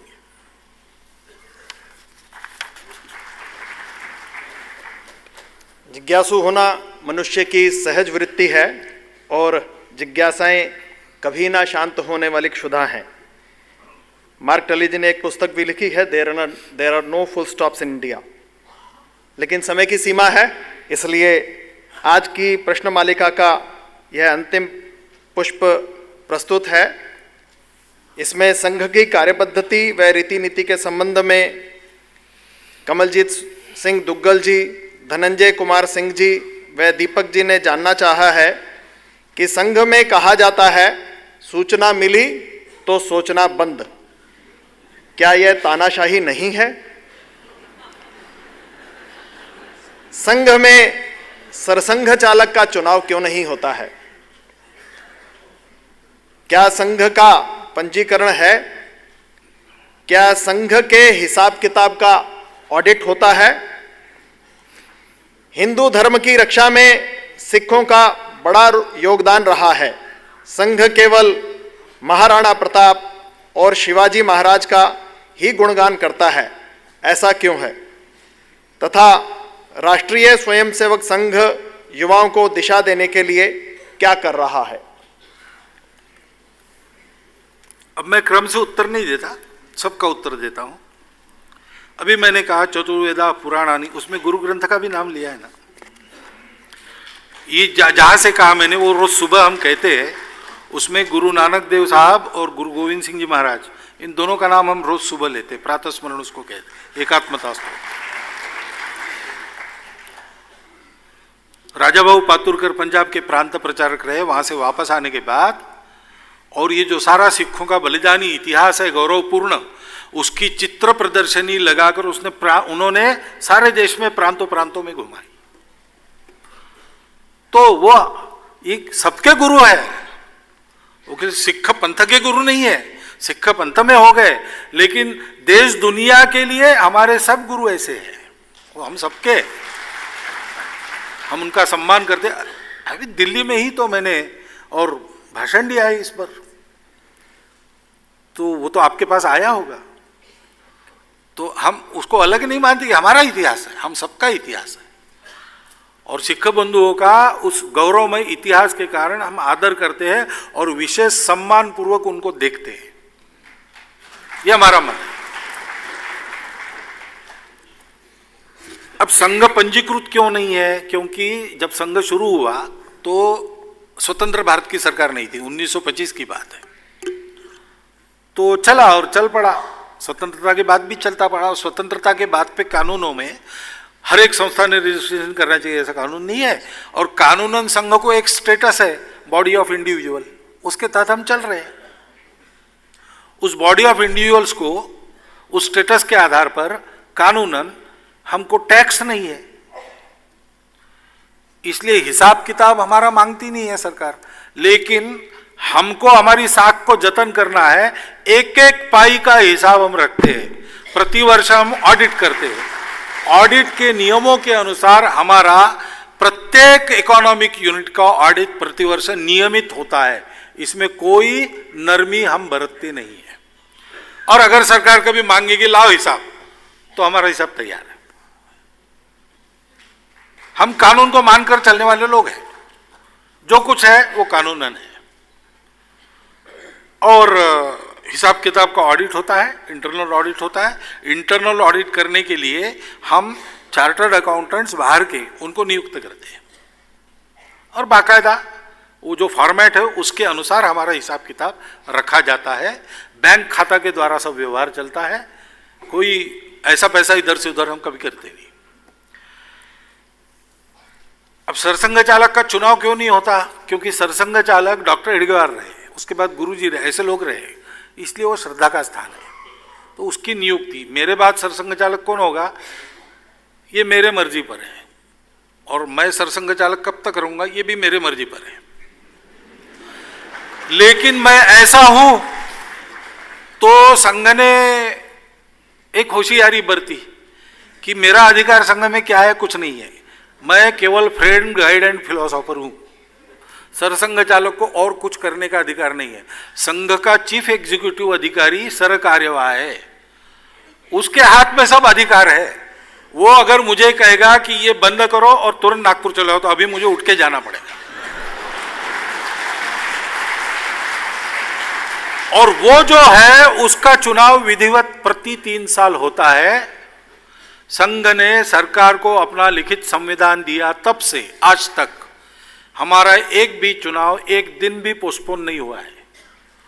नीचे शाखाएं प्रांतों को प्रतिनिधि को बनाती है, और अन्य स्तर के संघ चालकों का चुनाव विभाग, जिला और क्षेत्र के प्रांत के वहाँ होता है, और अखिल भारतीय प्रतिनिधि चुने जाते हैं। वो हर 3 साल में सरकार्यवाह को चुनते हैं। ये प्रक्रिया हमारे यहाँ विधिवत उसके भाव को पूर्ण ध्यान में रखकर एकदम ठीक से होती है। सबसे नियमित चुनाव वाला संगठन शायद दुनिया में भी संघ है। केवल जब संघ पर प्रतिबंध था उस समय चुनाव का वर्ष इमरजेंसी में आया था, उस साल चुनाव नहीं हुए। लेकिन पहला काम प्रतिनिधि सभा बंदी उठने के बाद जो पहली हुई उसमें हमने चुनाव करवाए। तो हम इस मामले में बहुत नियमित है। और सूचना मिली तो सूचना बंद, ये बात सही है, लेकिन सूचना मिलने के पहले का मामला इसमें नहीं है। सूचना बहुत चर्चा के बाद ही मिलती है। अब मैं ये 2 दिन का भाषण दे रहा हूं, मैं अपना एक्सटेम्पोर दे रहा हूं, आपको लगता है कि मेरे मन से मैं बोल रहा हूं? मैंने इसके पहले सब प्रमुख अधिकारियों से इसमें क्या रखना क्या नहीं रखना इसकी चर्चा की है। मैंने कहा कि ये रखूंगा, तो उनका नहीं इसकी जरूरत नहीं है, तो मैंने विड्रॉ किया है। और मैं जो बोल रहा हूं वो संघ की सहमति बोल रही है।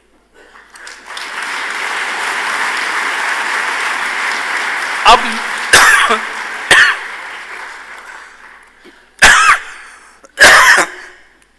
मेरे इस बोलने का संघ में कोई प्रतिवाद नहीं करेगा। सूचना मिली, सूचना बंद, लेकिन सूचना के पहले बहुत सोचना हो गया, और मेरा अपना विचार कुछ भी रहे, मैं उस सोचने के अनुसार बोल रहा हूं। यह संघ की पद्धति है। आपको लगता है कि आपस में सिर फुटौल होना यही डेमोक्रेसी है? अरे डेमोक्रेसी का एसेंस है सर्वसहमति। जैसे अपने संविधान बना, संघ में हर बात ऐसी सर्वसहमति बनाकर होती है। इसलिए फिर हम कह सकते हैं कि सूचना हो गई, सूचना बंद। किसी आदमी को कहो आप, वो करेगा क्या? नहीं करेगा, ये हो नहीं सकता। सूचना बंद नहीं कर सकते आप, तब कर सकते हैं जब सबका विचार लेके एक समन्वित सर्वसहमति बनी हो। वो हम करते हैं, इसलिए हम ऐसा कह सकते हैं। ऐसा कहने पर उसका पालन भी होता है, वो मन से होता है, तानाशाह के कारण नहीं होता है।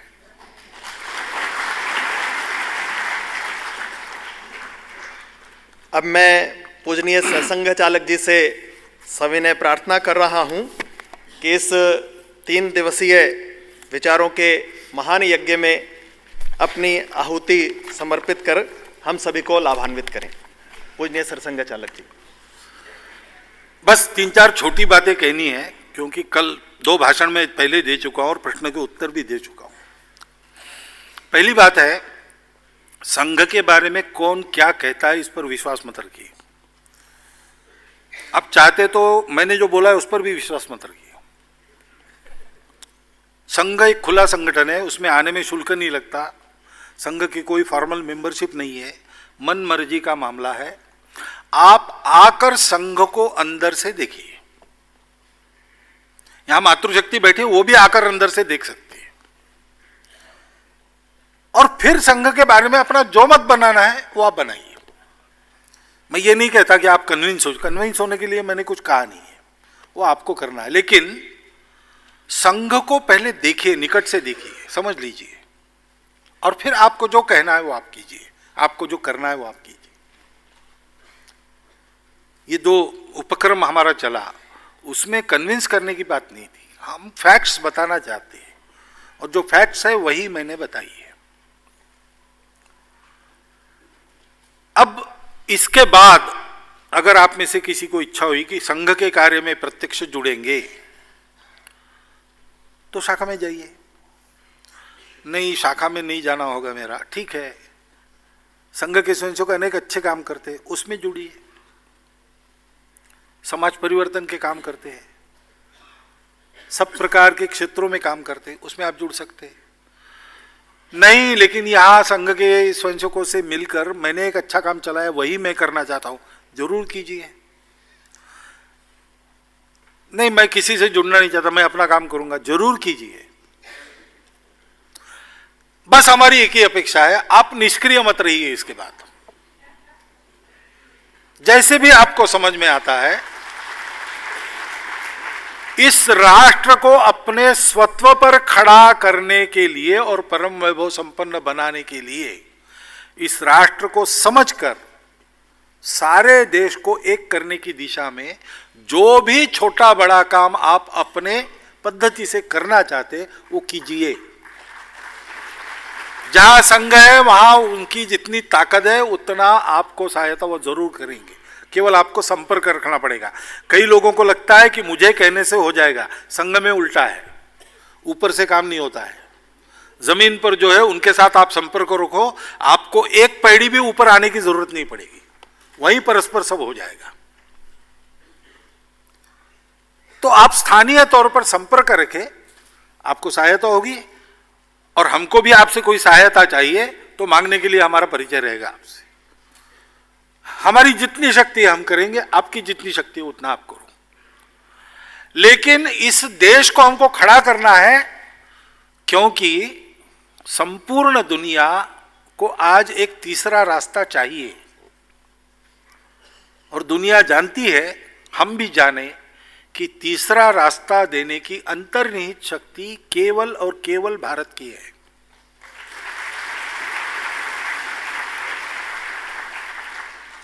ये भारत हित का काम है, क्योंकि हम भारत में हैं और भारत के नागरिक हैं। ये मेरे आपके व्यक्तिगत और पारिवारिक हित का भी काम है और ये दुनिया के कल्याण का काम है। इसको नहीं करेंगे तो तीनों पर खतरा है। हम जागे, भारत का ये कर्तव्य है। भारत ने जब जब दुनिया में पदार्पण किया, किसी को जीतने के लिए नहीं किया, सबके हृदय जीते और सब जगह जो था उससे अच्छा किया। गुरुदेव रविन्द्रनाथ अपने गीत में कहते, ए आमार देश जेदिन তোমায় বৈভবময় ভান্ডার দ্বার অবারিত ছিল বিশ্ব জনায় সকল কামনা পূর্ণ করে সে মহাদিনের মহা ইতিহাস नित्य जीवने वरुण करे।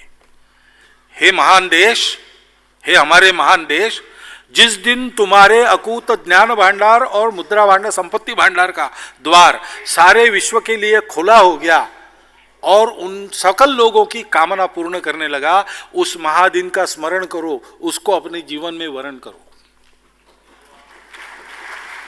यह आवाहन साक्षात अपने सामने खड़ा है, उसको पूरे पढ़ने की ताकत हमको समाज की बनानी पड़ेगी और इसके लिए समाज को जोड़ने वाला एकमात्र सूत्र दुनिया में जो है उसका आलम्बन लेके संपूर्ण समाज को इससे जोड़ना पड़ेगा, अपने कर्तव्य बोध पर खड़ा करना पड़ेगा और उनकी गुणवत्ता को बढ़ाकर उनके सामूहिक प्रयास को आगे बढ़ाना पड़ेगा। यह अत्यंत पवित्र कार्य है।